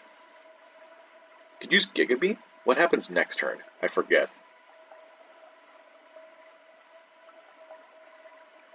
I really do want to use Giga Beam if I can. I don't think she hits very hard after this turn. Like, it wouldn't make sense to. I'll take the risk. I don't remember what happens. I could get out the wiki. Don't think I have to, though. 102 damage. I would have only had energy for one more, so I couldn't have gotten the kill here. Unless... Actually, using the energy potion would have saved me 22 HP, which goes down to 5 because of how the end of act healing works. No, is it 6? It would have saved me 6 HP. Nah, that's not worth it.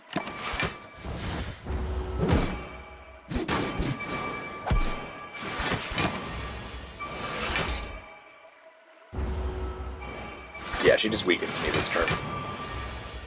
I'm okay with that. And now, the Ragnarok.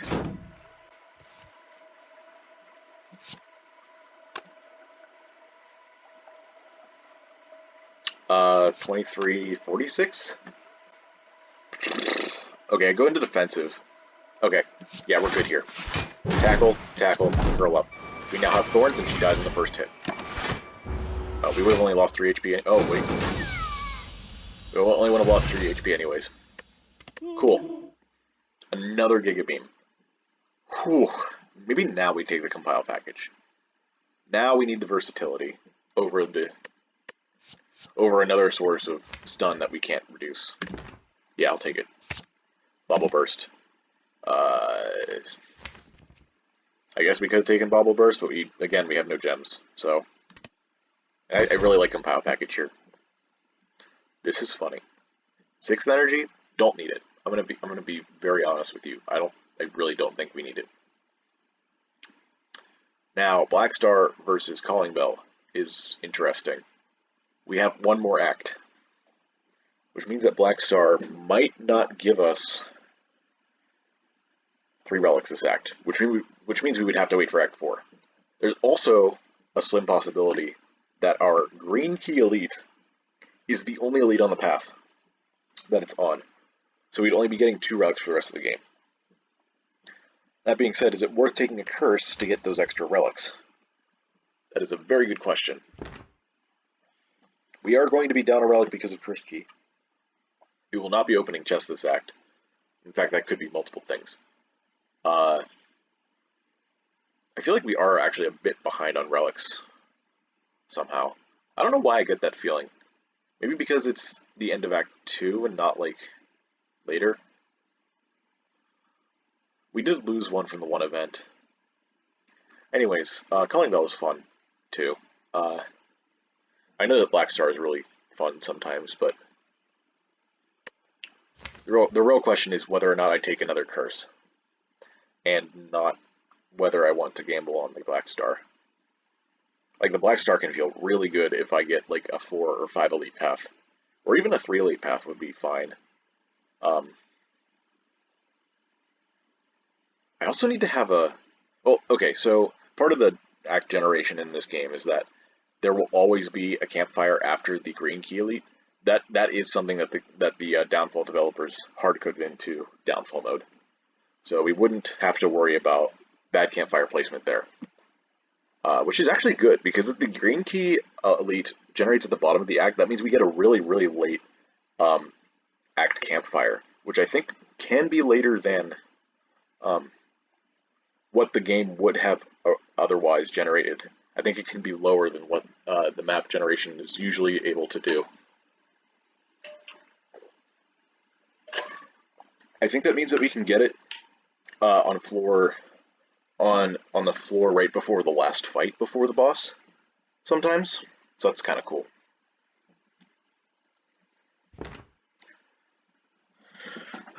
We have Repulsor, so the curse isn't as bad, but at the same time we are facing Hermit in Act 4, which means that now we'll be shuffling a ton more curses than what is normal.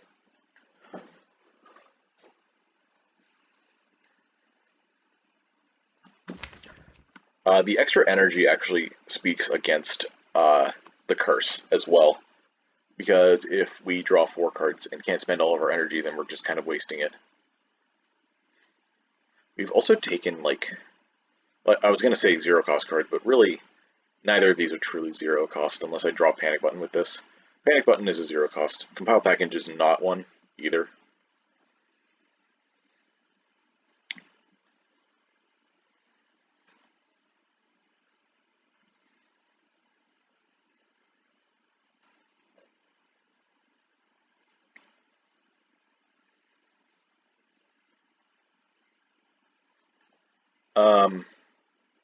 Okay.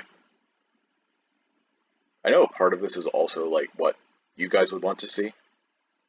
And usually Black Star is like the one to pick for audiences, because if you get those elites, then you're in your business. But I am still sort of leaning towards this Calling Bell. I know that, like, in a high roll situation for Black Star, it doesn't matter that Calling Bell gives a rare relic, because if you roll enough relics, they're going to be more useful than that. I guess there's a case to be made that if I don't need to take a downside, I shouldn't. That's a very interesting argument, actually. Yeah. Yeah, Calling Bell really is like that, isn't it? That downside hurts. It gives you a lot of immediate power, but then just kind of feels sad afterwards. Alright. I'm going to follow my principle then. If I don't need to take a downside, I'm not going to. Alright, let's high roll.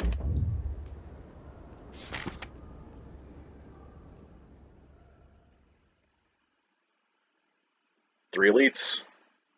That's good enough.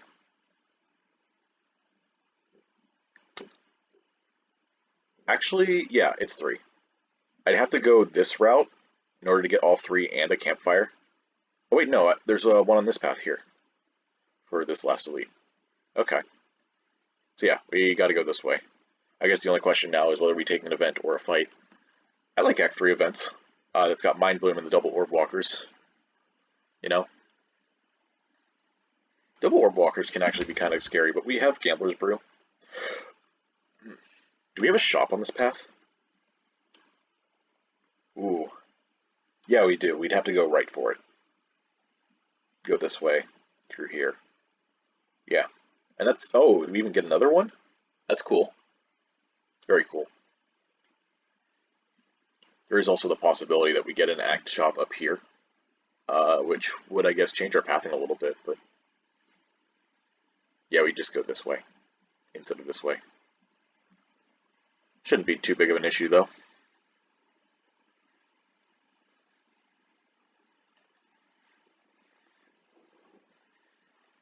Let's decide after taking this campfire.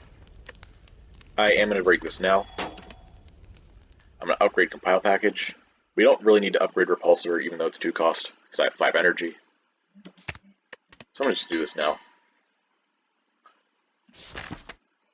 And I like taking events, so I'm gonna just take the events. Ooh! Free card reward? Free card removal, I mean? Is it time for Giga Beam to go? That's a very interesting question, actually. Get another 10 max HP for Giga Beam. That being said, we are not low on HP at all. I think Secret Technique is still definitely valuable enough to keep, now that we have both Panic Button and Compile Package, and Shield Charger sometimes. Could also just get rid of the Shame now.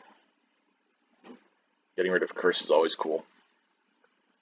The 10 max HP looks a lot less appealing when you're on 80. When you're on a lot less, it looks a lot better, of course.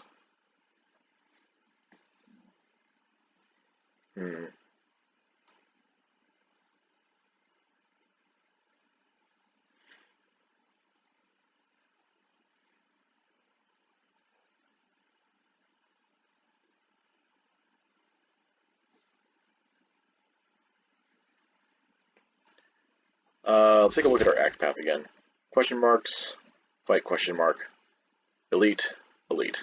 Okay, and then our shop hits here. That's actually not too far to take a curse. It's through 3, maybe 4 fights.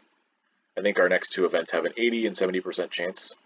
Actually, does hitting a shrine... I remember watching one of Tricky's videos where he talks about like event probabilities with shrines and with fights. And I vaguely remember something about a shrine making it so that your next question mark is a fight, but I don't 100% remember there. So, I mean, even if this is a fight, I think the chance goes back up to 90, or maybe it goes back up to... Maybe it goes back... Yeah, it would go back up to 90 no matter what, I think, of being another event here. So we have at most 4 fights to go through the Shame with. And honestly, that's not too bad. It hasn't been that detrimental to us so far. Secret Technique helps a lot with that.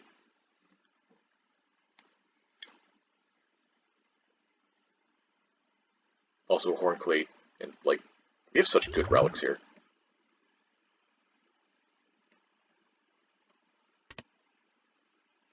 Yeah, well, what would Giga Beam be good for here? Giga Beam would be good for Darklings, good for Triple Jawworm. I mean, it's, at a certain point, you're arguing against removing it when you have Atoma Beam and Compile Package already. And also the fact that you're just not going to play it sometimes, in some fights, because of the stun. At least not until the end. So then it becomes essentially a curse in those kind situations. I think that's good enough reason to actually get rid of it. It was really good in Act 2, but here I think we get rid of it. I'm fine with this. The extra 10 max HP I think is still worth it. Ooh, Secret Technique? Could draw me Panic Button so I could play Atoma Beam? Yeah, okay.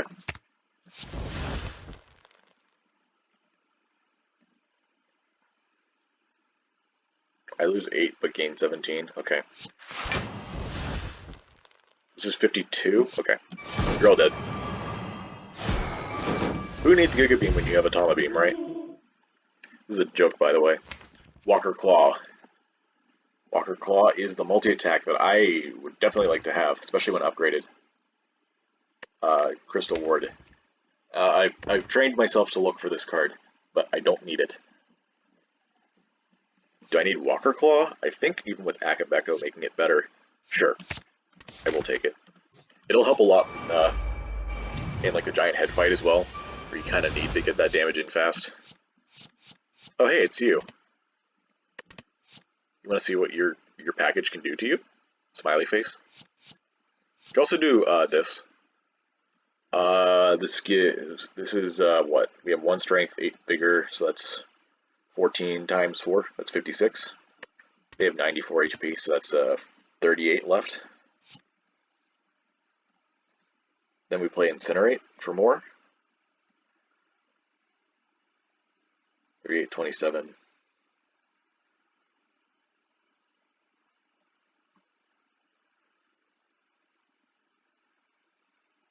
They still have HP left afterwards. How much am we taking right now? 11? Actually 6, because we have Orc Alchem. Ancient Package has the potential to do better. I'm gonna do it. All you gotta do is draw your multi. Or your tackles, I guess, is what really happens. So that's fine. We have so much block, we can just play these now. Now we'll keep some permanent attack, strength, rather. Right. That's fine, though. Yeah, this should be a 0 damage fight as long as we draw one of our good attacks right now. We did. Cool. Regen pot. It's probably better than energy potion, right? Maybe. There's probably some cases where it's better to keep the energy pot. Like, with a hand with more cards than usual, or a hand with a compile package and some expensive cards.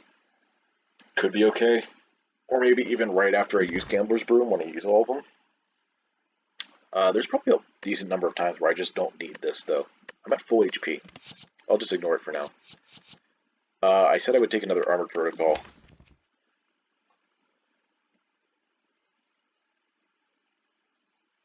What's her act boss? Defect.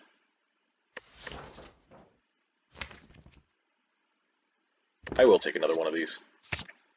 Might even take a third one. Who knows? Oh, we got the early merchant. Oh, and we missed panic button? Ew. Alright, whatever. We got 14 block though, it's fine. Shield Charger does nothing. Charge Core does something? Well, like, so does blocking. I guess I don't favor Pulsar then. Taking 1 damage. As a friend of mine would say, cringe.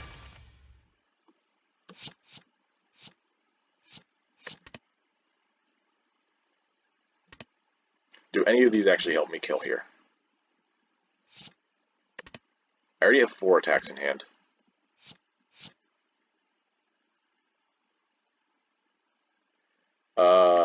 Tackle does, like, hurt you, though. I have no block in hand. Oh, Orb Walker, of course. That's the way to do it.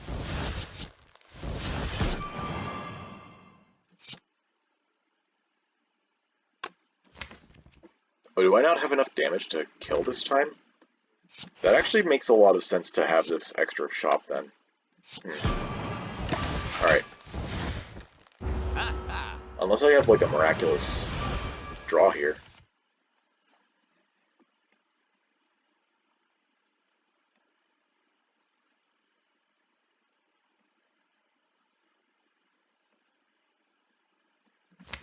Either way, I gain 2 strength from either one of these I play.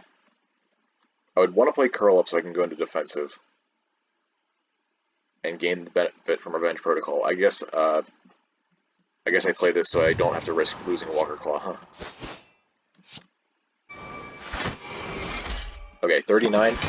We will definitely be able to kill by here. And in the meantime, we get a card remove on our Shame. Unless something really, really good comes up. Charge Core Plus. No, we're good. We are good. Bottled Black Hole. That's a little sad. Could have put something in there, I guess. Compile package, maybe get it really early. That could have been alright. Oh yeah, compile package has the ability to give us another repulsor if we need it. So, oh, and another protocol. So that's cool. I don't think any of these cards are what we need. We have perfect gold, for our shame. Goodbye. And now it's time to get our gold back. Revenge Protocol, that's pretty good. This is a strength giant head. Oh, imagine if this had been the Reptomancer fight. Would have been some real damage there. This has got to be better first.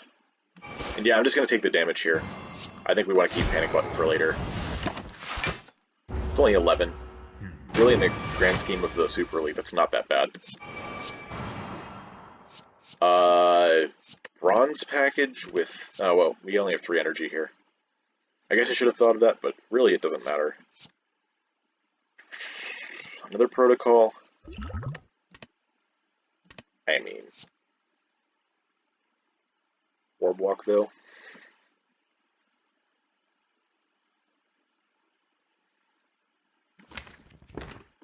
I think I want more strength into attacks. Yeah. I think I just play this now, right? Missing out on 44? Yeah, we can definitely make that up.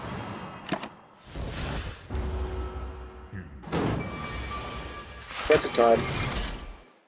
Oh, and we procced Art of War? That's funny. Give me something good? Yeah, that's pretty good.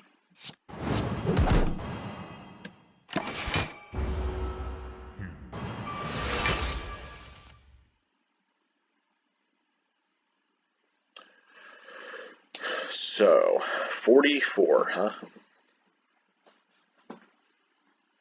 We can't put Shield Charger into stasis. We just can't. So our choices are Orb Walk, Twin Slam, Spiker Protocol, and Defend. I don't think we need the Repulsor at this point. Do we want the Spiker Protocol for an extra 3 brace per turn right now? We are taking 4 damage.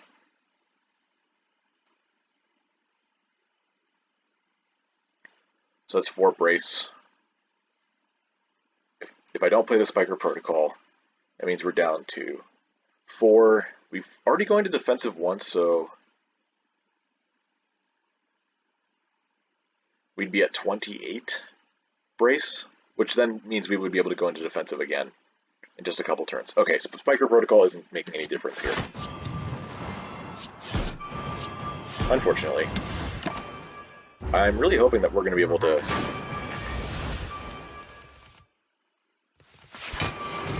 get there in time. Should I have not played that defend to go into defensive and get an extra 10 block?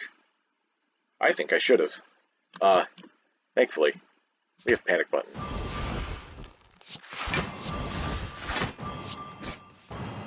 Right, I just played a defend, didn't I? Yeah. That's fine. Yeah, I should have done that first, because now I'm taking damage again. Oh wait, no I'm not. I have so much block from defensive. I have enough damage, right? Yeah. Okay, not the worst. Molten Egg, not so great. The fun thing about Calling Bell is that the first relic you get of each rarity is the one you would have gotten from Calling Bell. So we would have gotten a Molten Egg. These are both uncommon. Hi, Fierce Bash, how are you doing? Do we want another Walker Claw? It has been a little bit slow getting back to our attack cards, so maybe. That being said, Compile Package also exists, but that's kind of inconsistent when you think about it. Another Walker Claw. You know what? Against Reptomancer, it's probably really good. It's 24 damage, which I think can kill any dagger except 1 HP level. I think 25 is possible. Yeah, I'll take another one. I think this gives us a certain level of safety. We're not opening this. Hey look, it's Watcher. Watcher? Yeah, sure, it's Watcher. It's 19? Oh, thanks, Hourglass. I guess that solves things. Why did you play the tackle on the Reptomancer? Come on, Blank Card. Blank Card is truly an agent of chaos in this game. So I just take 9 here. I guess no, I take 3. Because I get to kill 1. Question is which one? I don't know if it matters. Fun fact, in the Gremlin Leader fight, I used to save scum before this series, because that's how I like to play. I purposely put it off for this series, in case you're new. Play it like other streamers and YouTubers, just play it straight, and whatever mistakes I make, I make. But in my time save scumming, I did learn that Gremlin Leader's attack chances, well not chances, but Gremlin Leader's RNG can depend on which gremlin you kill. So like Gremlin Leader, it has a 50-50 to attack when there's only one gremlin on the field. And it just did a buff turn. If it does a buff turn, then its next intent will be an attack if there was only one gremlin on the field. Now, that doesn't change, but when you attack one gremlin over another, it can turn her from attacking to not attacking. And what's really weird is that it seems like that she attacks less often. Like usually if you attack the one in back, she will attack again. Well, that 50-50 will hit an attack. But if you attack the one in front, it's a 50-50 not to. The 50-50 defaults to not attacking. I don't 100% know if this is if it does mess with the chances or not. I don't think it does, but it does mess with the RNG somehow. I wonder if someone will look into that. Another thing here is that I remember in a previous episode that Reptimancer didn't attack when I killed one of her daggers, but I don't remember which one I killed. Was it the front one or the back one? If the pattern holds, though, this gives me the greater chance of not getting attacked again? I have no idea. I'm just doing it just because there's a chance that the min-maxing actually works out. Oh, hey, look, she's not attacking. She's summoning again. That's very interesting. Can I get, like, a Giga Beam, please? No? Too much to ask? Okay, well, how about this?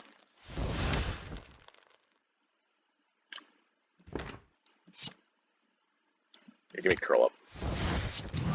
Ancient Power, Overload. Twin Slam, Walker Claw? I mean, I take damage.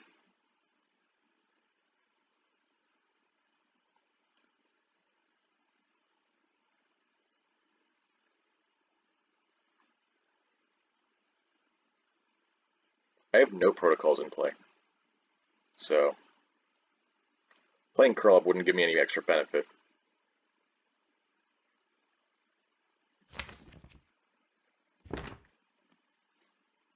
Maybe this is a turn for Energy Pot.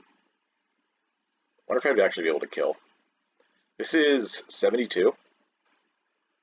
This is 35, so that's 107.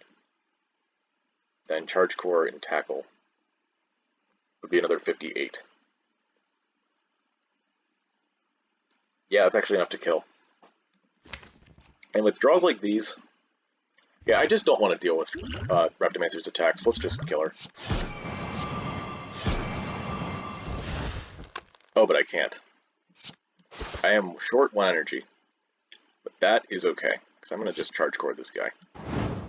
And then once I draw Atama Beam, I win. I'm pretty sure.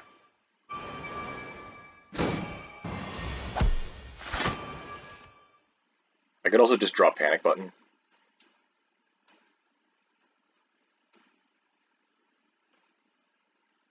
I have 2 decks. So this is 56, 68 out of 100. Maybe I use both. Maybe you use both potions.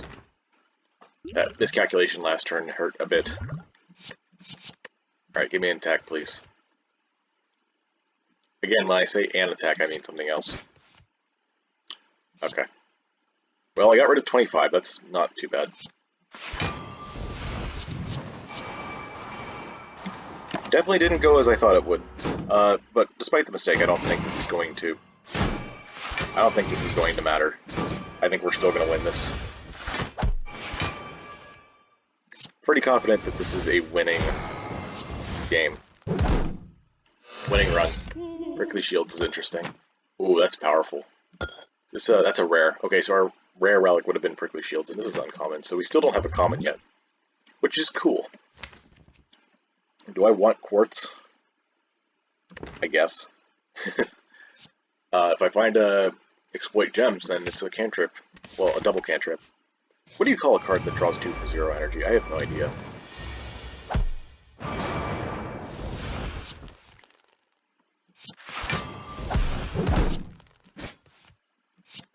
Goodbye.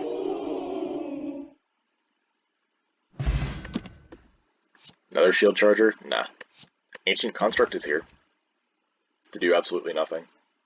I guess it would negate Thorns from Twin Slam and also the no block from Panic Button. But I don't see it actually doing anything. Like, anything that I actually need. Let's skip.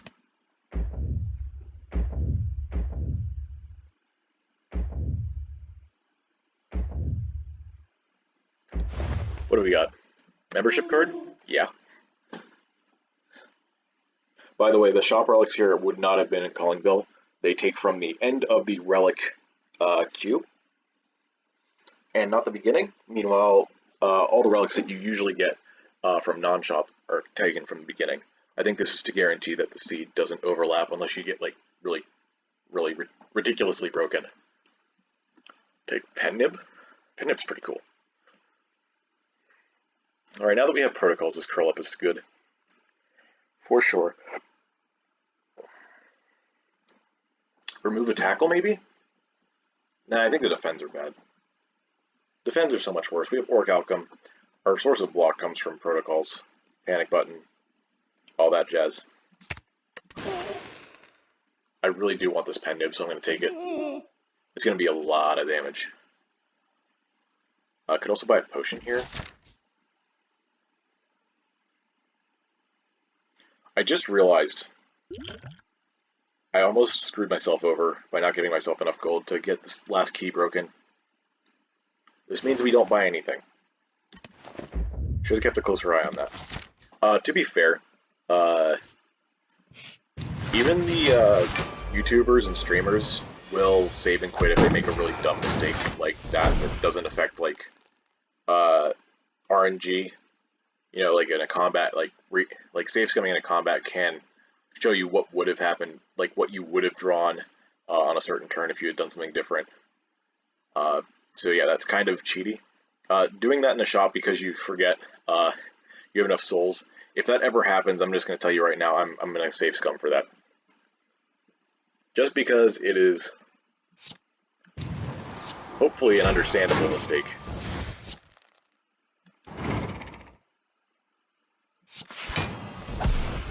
Oh, I could have killed it right there.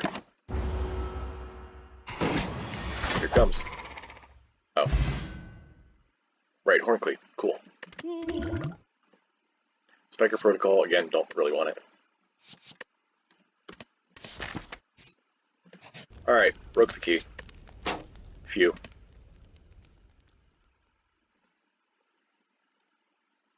What do we even upgrade now? Armored Protocol again? It's a pretty good upgrade. 5 to 8 block. Maybe it's not actually, it's 3 block on certain turns. Maybe Repulsor's actually the good upgrade now. Shield Charger actually looks pretty good though. Excuse me. Alright, let's get Shield Charger in. We still have time to upgrade these other ones if I don't find something better, and I think that was the best one. Oh boy, time to mug a gremlin. Unless it gives me something real good. I don't think 34 HP cuts it. Maybe it does. Defect 2 can hit kind of hard in turn 2. But we have... Well, actually our Weak Potion does nothing against Defect. Ooh. Do we risk that? I mean... We also have 3 more fights to get through. At least we know this one isn't Reptomancer, so that kind of makes the decision a little easier. Oh yeah, Weak Potion with Roomba's Pocket Sentry can be good or just bad, depending on how long the fight takes and how often they attack. If this is Nemesis, this potion's going to be real good. Or Giant, actually both of them. Giant Head was hitting me kind of hard, too. You know, I am feeling kind of nervous about... Oh wait, I have Pantograph. Okay, never mind, I'm not feeling nervous about this anymore. I am taking your money and your gremlin wheel. Oh, goodbye. You're dead already. You couldn't aim at the other one? Oh well, I think it's dead anyway. Okay, it literally doesn't even matter because, yeah. Power Potion over Thorns, I think.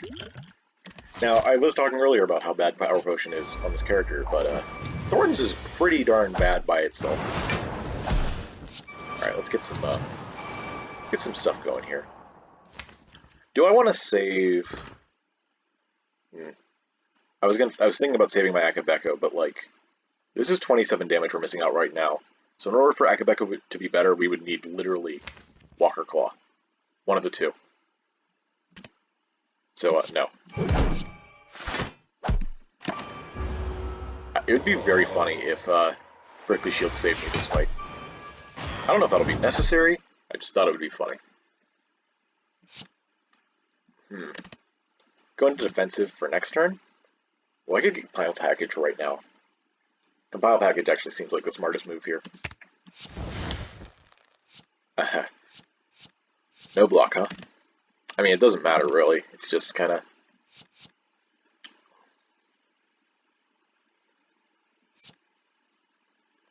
Resilient Plate puts me in defensive next turn? That's actually kind of good. Then I could play Giga Beam for 1 damage. Yay.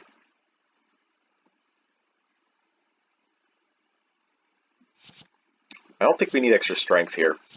Especially not for 2 energy. Neither of those other attack cards are doing anything. Orb Support actually kind of is, though. Would it be bad to hit? There's not much. I guess Walker Claw would be bad to hit. If I would have drawn it next turn. No, actually it comes out in 3 turns, so that would be perfect. Twin Slam maybe. Curl Up maybe. I mean, we're going into defensive if I take this. That next turn could be a 45 attack. And I have no way to block it, because I just drew my panic button. Alright, this is fair.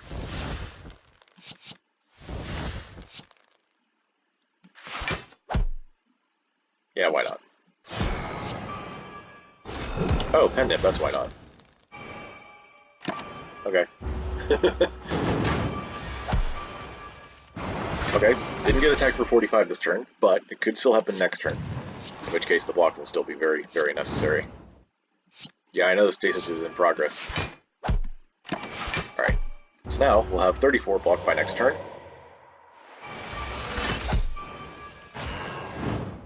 Okay. I'm not playing this Quartz so that we can draw Walker Claw next turn.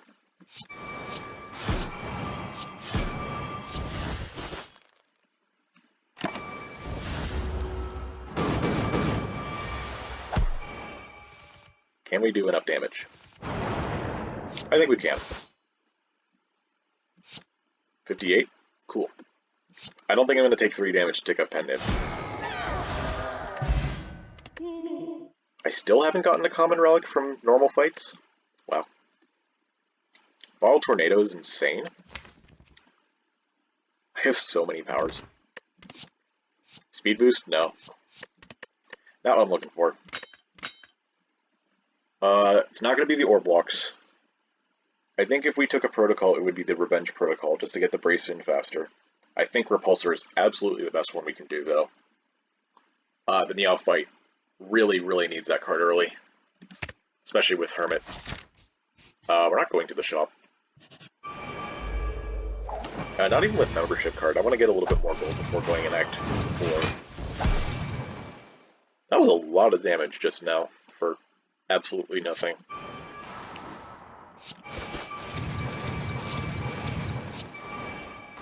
Yeah, let's get Pen Nib up to 9. That's 85 damage turn 1. If we keep scaling up at that rate, we might actually get a kill. Nah, that's not happening. I think the Pen Nib helped. I would not have wanted to play Panic Button there. Okay, Compile Package, what do you got?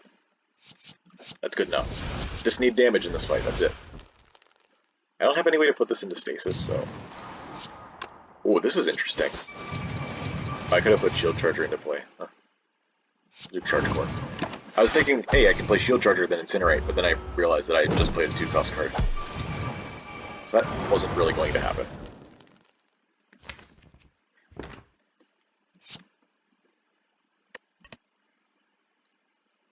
I don't really have a way to enter defensive, so Curl Up doesn't matter. Just give me the Quartz.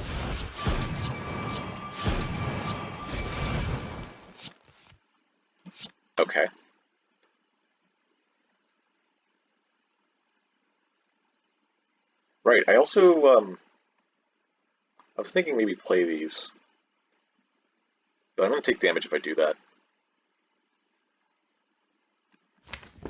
I draw curl up next turn? Maybe I did actually want it this turn. I didn't realize. No, it wouldn't have been enough. Alright, I'm playing this for sure. Do I want extra block? Since I'm going into defensive? The strength is completely dependent on whether or not I actually draw the attack cards, but if I do, I'm probably going to be fine anyways. Let's do this for safety. Whack. 2 turns.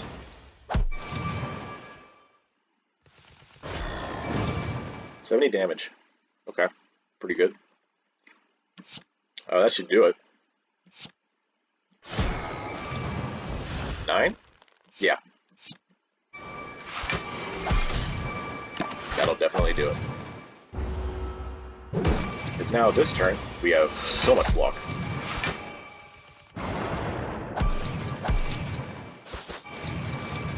I guess Pendant's going up to 9 again. That's good for next hallway. Okay, 470. Not bad. Another power potion? I think power potion against defect is bad. Like, it was already bad before, but now it's super bad. Might end up using the power potion in the, yeah, later than that. Either the Act 3 second boss or Act 4. Yeah, let's just, ooh, hello, Amber. You're kind of cool, but, don't have a slot for you, so, sorry. I'm also just realizing that taking the shop could have, been good just to remove a card at half price. Get rid of another defend. Should have thought of that, especially since I have so many relics now. Alright, well, bit of a mistake there. It's okay. Hey, I was wondering when this was going to happen.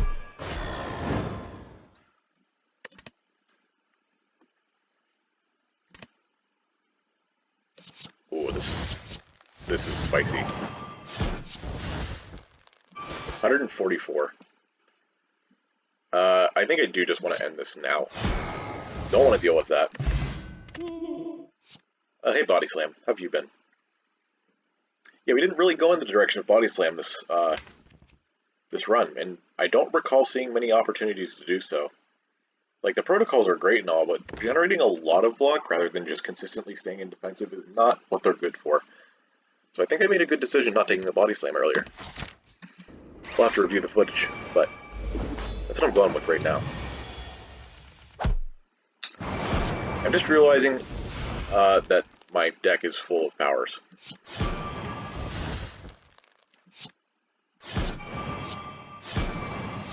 I think these still need to be played, maybe? It's gonna hurt more if I don't get block. Like panic button.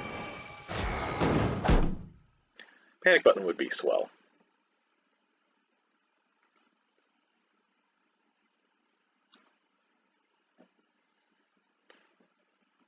Like right now would be really swell. We have how much damage incoming? This is 17 plus 45 is 62. Wow. Wow. Oh my gosh. That's I'm up to 54, so I still have to play the defend. There's no way I'm risking it on the compile package. Absolutely no way. I could get Spirit Shield, not gonna try it. Also, I'm not playing this power. If you don't play your powers before this turn, then you're usually pretty good.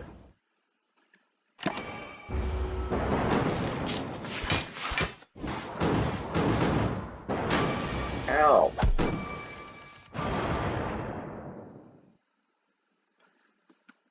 This is...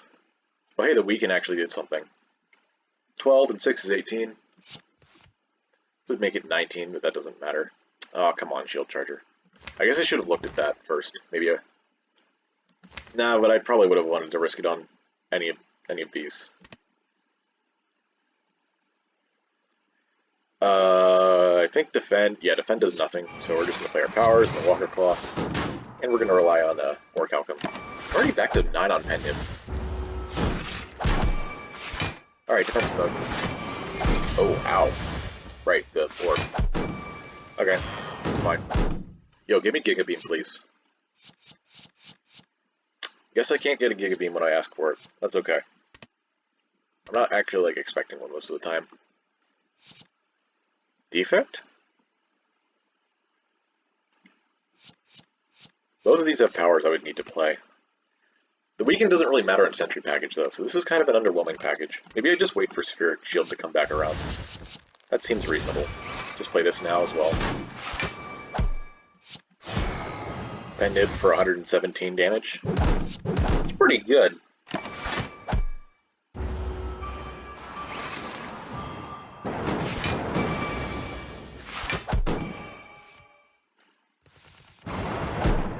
Okay. Definitely don't need to play this Orb Walk. There's currently 37 damage coming in because of this glitch again. Is this the third time in a row I fought this guy? Getting serious deja vu. Okay. Cool moment. Curl up, can't hit anything bad. Awesome. Alright, hit me big again this turn. Is this a multi-cast turn again? I think it is. Yep. This draw, though, is not the greatest. Why are all my attack cards down here? At least I keep my block for next turn, though, so that's not terrible. Can I kill in 3 attacks? Maybe not with a 13x3 Frost Orb.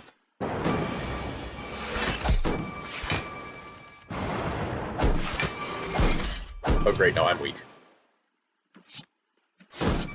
We might just have to kill with the Pen Nib.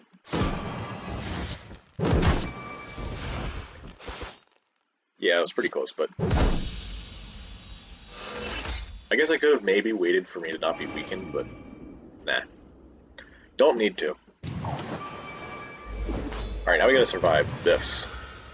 And, surviving the bomb is not easy with this deck. Just high roll? The defensive wouldn't last, I don't think. Actually, maybe it would. We have 44 brace here? We need 6 more in order to get back into defensive. Which is, I guess, literally just curl up.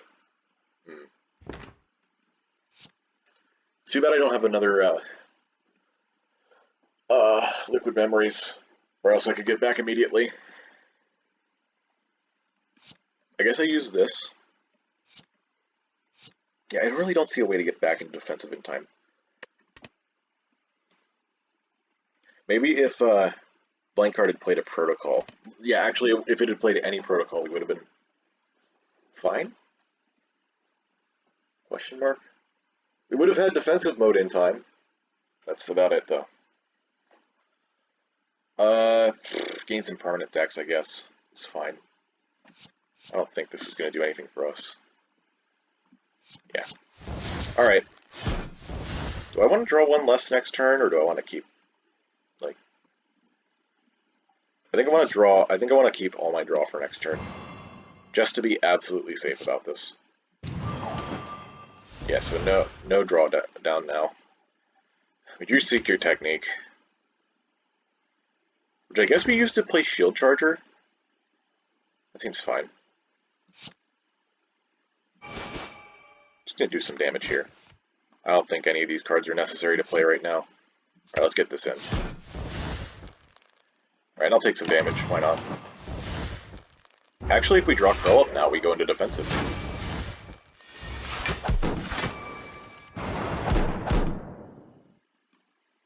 Ask and ye shall receive. This gives me... Wait, what do I have? Thorns? Okay. So it gives me 10 block now, 10 block next turn. That's... Oh, that's more than enough. I don't need to play the defend. And I can play the tackle. So that's cool. I guess the tackle wasn't necessary because he was losing the block anyway. 59. Okay, say goodbye to your artifact, and then gain it back immediately because of sadness. I still have panic button. I guess I could have used the power potion this fight. I kind of forgot to. It's not too late, but it would... Maybe it is too late, actually. Oh, we drew panic button again. Well, we go back into defensive next turn, so not a big deal. In theory. Right, the vulnerable thing where it doesn't show the correct... Keep forgetting about that. That is 61 damage. Oh, but I can reduce my debuffs by 1. I'm vulnerable for 2 turns. Because the way vulnerable works in this game is weird whenever the enemy applies it to you. It should only last the turn that they played and the next turn, but it lasts for an extra turn because it's... what's the word I'm looking for? Because it's coded that way. I guess the weak potion is good for now.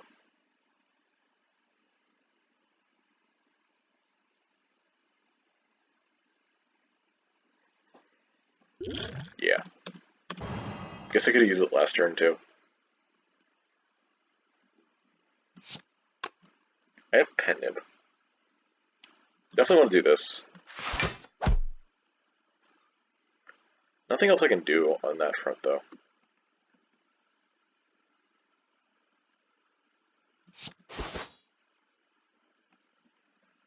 Maybe there's a way to do enough damage to kill here. I don't really see it though. I'm fine with taking some damage here. It's gonna be alright. Did I play the curl up? I don't think so. He gained 14, so we'd be at 24. I guess we have the bomb to worry about, don't we? But we're not going to be able to go back into defensive in time anyways. Unless I got really lucky with my draw. I think I'd rather just do some damage. Right, I have that protocol to give you some more block. That's cool. Now I gotta worry about the bomb again. Right, I drew 1 less.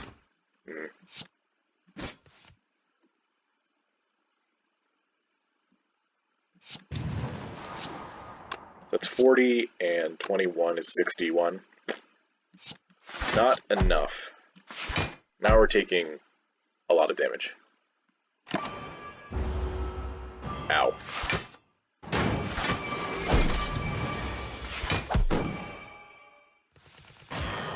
But it's okay.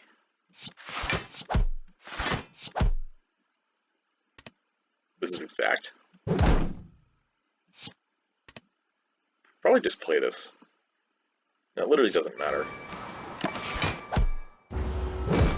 I'm going into defensive again. There it is.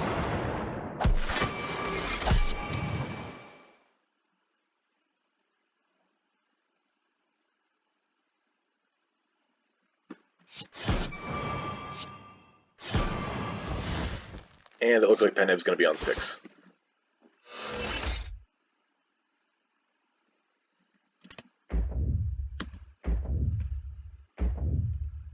Now we've got Act 4.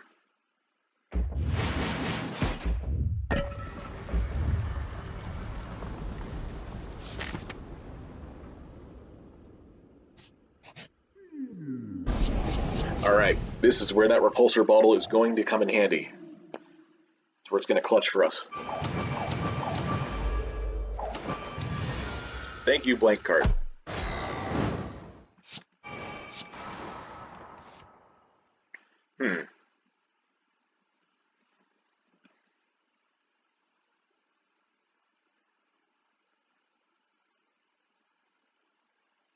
We are probably going to want to play to kill defect here first. If I block for 12, I take 6 and then take 12. That's not enough to go into defensive. So I think I don't play either and just use Orc Outcome. Wait. Tackle does 3 damage back to me. So defend, defend, tackle would be 9 block. So we take 9 then 12, which is 21. Okay. That sounds good to me. It doesn't really matter which way, but... Oh, that's cool. Thanks, letter opener. Potion this fight? I think it's better to save for Niao. It could give us a second repulsor, which would be huge. I'm defensive for 2 turns, right, because of how that works. Yeah, Haunted, I don't think that's gonna do enough. Ooh, that's nasty. Get absolutely wrecked. Yeah, goodbye, Walker Claw. You did something, Haunted. So congratulations for that. I would like to block you, please.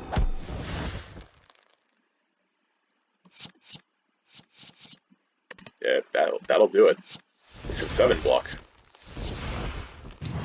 Because it reduces my debuffs.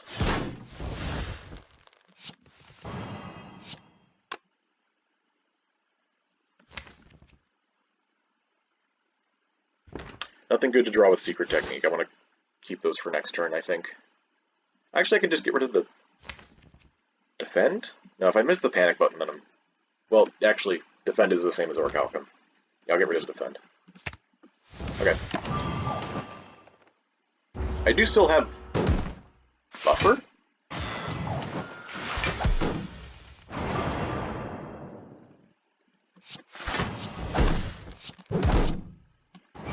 Yeah, use your Vigor, I don't care. I had enough block. You are doing no damage. Alright, I have to attack here.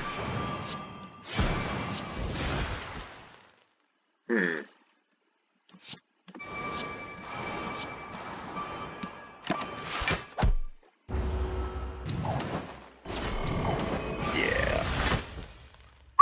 That's a lot of damage. Oh, never mind, it's gone. What happened there? Why did it save so much? I was vulnerable, yeah, but like... Oh, it's weakened now. That makes a lot more sense. Okay, this kills, right? Anything else I can do? Yeah, there is. 31?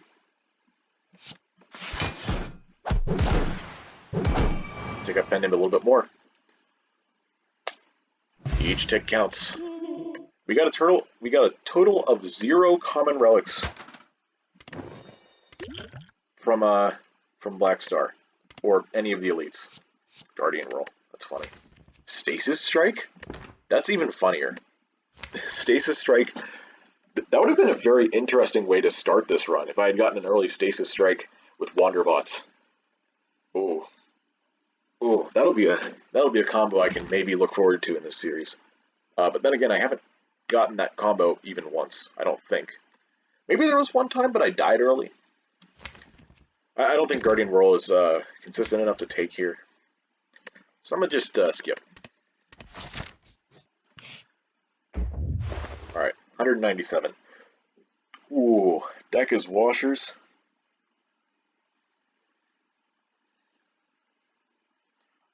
That's better than a card remove, for sure. It's like 3 card removes. Kinda. Maybe 2. Maybe 1.5.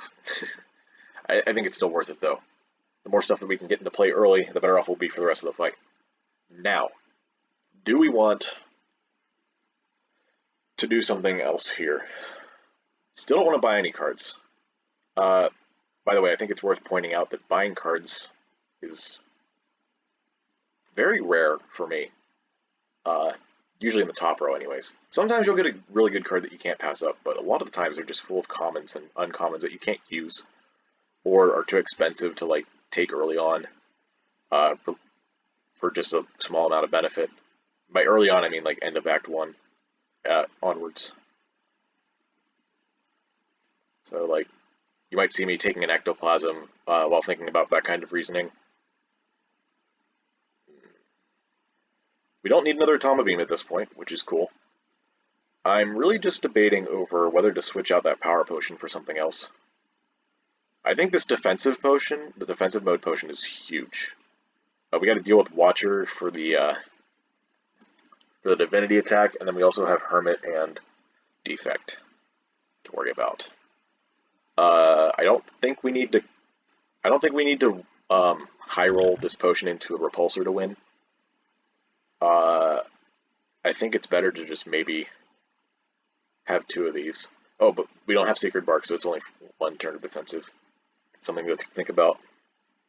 But then again, like, being able to go into defensive without having to worry about protocols doing it for you is nice. We could also take a Swift Potion, but I think we have enough draw help with Dekka's Washers and Repulsor to not need it. So I think I'm going to switch this out. Repulsion Oil. And we are going to have to win like this. Oh, wait. Wheel time. I'm taking any good result from this. Otherwise, it's just going to be unused. Yep, it's a curse. Whatever, you were worth 100 gold. I'm glad that you can choose not to take it at the last fire. It'd be funny if you were forced to, but I'm certainly glad that we don't have to now. Okay, I said earlier 5 energy is enough for Repulsor, but now I'm thinking, like, with that 3 extra draw, it might be a good idea to upgrade. Yeah, that's pretty good reason to do it. Here we go.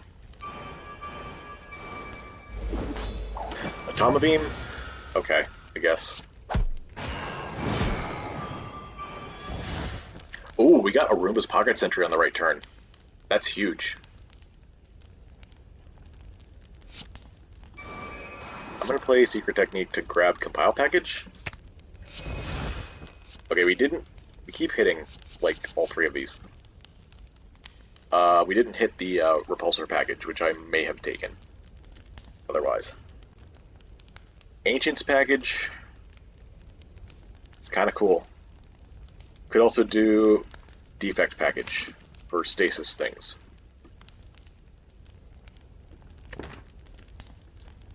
If we want better draws on average, more control, I think Defect is the way to go. We don't need any help with Weaken here, because we got Arumba's Pocket Sentry on the right turn. It's just a matter of whether the permanent Strength and Dex is better than this. And I don't think it is, actually. We have a lot of sources of strength and damage from Pendib, Akabeko, our 2 Orb Walks. We got Revenge Protocol sometimes. We got a Red Key. We got a lot of damage. I think Defect for more control over what we get is going to be super important. So I'm going to take it, and maybe regret it. Here we go. Let's draw a card as well. Okay, Protocol's good. Charge Core to draw an extra card is great. I would like to be able to play Reroute. Rerouting Twin Slam seems like a good idea. Reroute Twin Slam, Charge Core, or Reprogram. Reprogram, I mean. Yeah. Let's get these in here. Orb Walk? If we don't have to spend energy on it, that's great. Sure, give me an extra strength, too. Alright. Let's get this party started. Bewildered, Icky, Flawed, and Aged. We didn't get Haunted, which is cool sometimes. Oh, we drew the Bewildered first. That's huge. Because now we can just do 40 damage. Okay, that was a little bit underwhelming, but hey. Damage is damage. Getting rid of an Aged is great. Having another Aged is not so great. But it's fine. I'm willing to take this damage. The strategy is take damage early instead of blocking. Get the brace numbers up. I don't know if that's actually a good idea, but hasn't led me wrong so far. I don't think we play Shield Charger yet either. I think we can rely on Repulsor to get rid of Icky as well. And then just do this.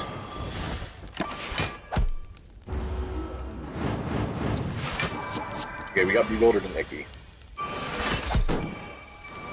Okay, the Icky got drawn first, which is okay. Oh man, we're back in defensive already. Wow. Guess we'll have enough block for the next couple turns. And that means we don't want to play Curl up here. Do we want to play Flash of Steel, maybe? Sure. We'll use the Bewildered this turn, rather than prevent it. I don't think we want to play Shield Charger here either. We'll just get rid of the Icky. We're going to ignore these. And we'll go back in defensive on the turn before Meow goes Divine. Yo, can I get my Twin Slam, please? Actually, let's take a look at what we got here. Haunted is there. Okay.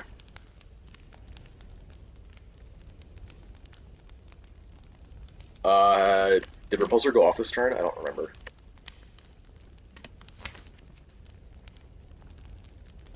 I don't think it shows the order in which they were exhausted. But if we pre-program Defend, and then draw a card, and Repulsor does go off, we get the Twin Slam immediately. Which is what I think we want to do, even though it makes everything, here we go. Okay, perfect. Do I want to reroute Twin Slam?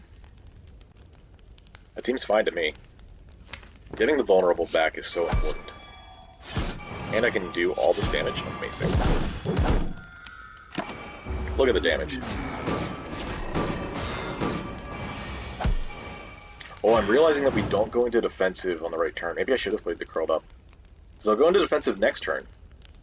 But I won't get the bonus block from being in defensive already. I guess now we play the Polishing Oil, then.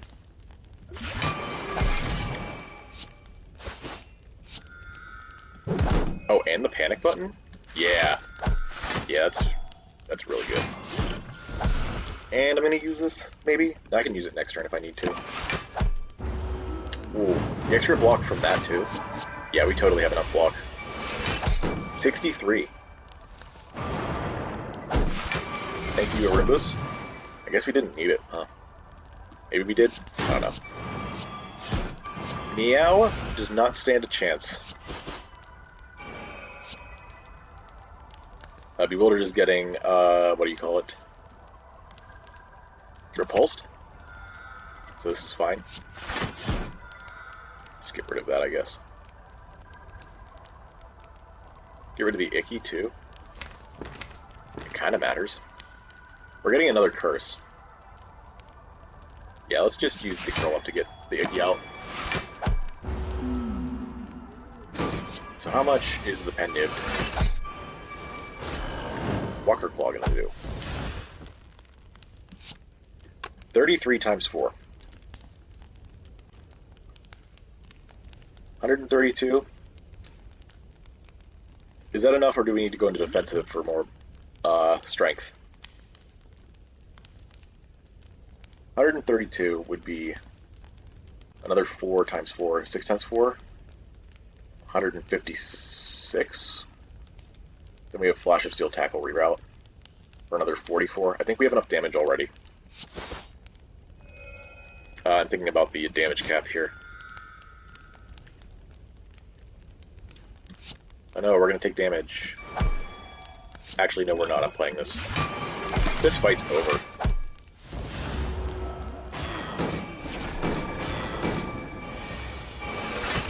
We took damage at the beginning of the fight. Didn't need to take any more. And Tackle takes it. GG. Our time is 023023.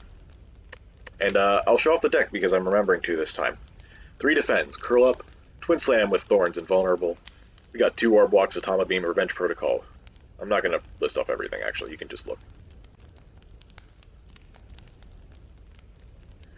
Yeah. Pretty neat deck, I'd say.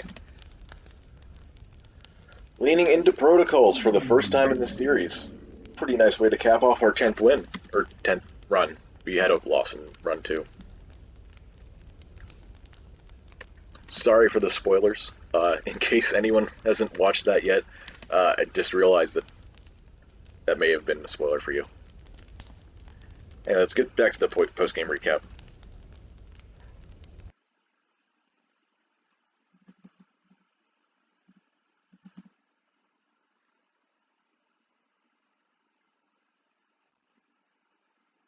if the game lets me.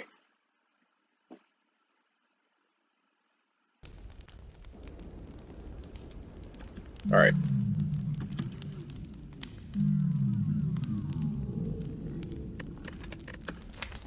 Alright.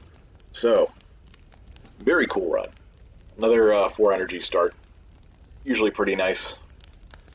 Getting this early Atama Beam, as well as the Strength and the Garnet, enabled me to take all the protocols that we took this run. All of our burst damage was able to solve a lot of fights that required us to end quickly, so we didn't really need front load block. So investing in the late game block, or the longer fight block, with the protocols ended up working out very well. Even though we only had 3. No, we had 4. We had Spiker Protocol. We had Revenge, Armored Plus, and Spiker, for a total of 14 brace per turn. Pretty good number, I'd say. Kept us in defensive pretty often. First time we were actually able to make the Suspicious Merchant pay off as well. That was pretty cool.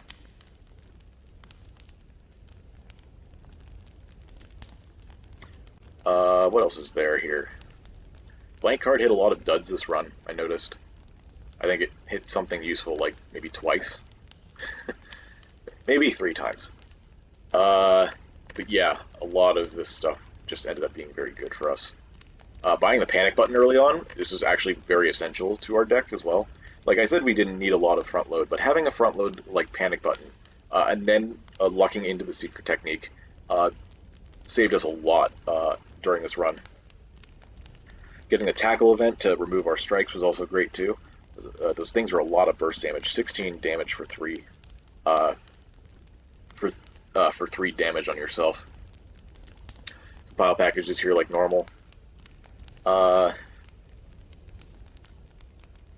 We actually made use of this quartz, didn't we? That one turn with the pre-program, we were able to see what was in our draw pile, put the defend into stasis, and then drew a card to get us to our Twin Slam. That was pretty cool. It also, even though we didn't have, even though we weren't able to use our stasis slots that well, the pre-program, especially being able to see what was coming up on our turns, was very useful. In order to win the Meow fight. And there's not much else to say here. I don't think we had that much of a close call, except with the key breaking after this shop where I got a little bit greedy. But yeah, overall a run that I had a lot of fun with as well. Just had so much damage going for us, and using the protocols was, of course, very nifty. Alright, hope you enjoyed that run. Remember to stay tuned for next video, where I'm going to be doing the tier list of Guardian cards, as well as just doing a quick synopsis of everything I've learned in these first 10 runs, and where I think the series is going, at least in terms of Guardian's design and balance. So hope to see you there. Later.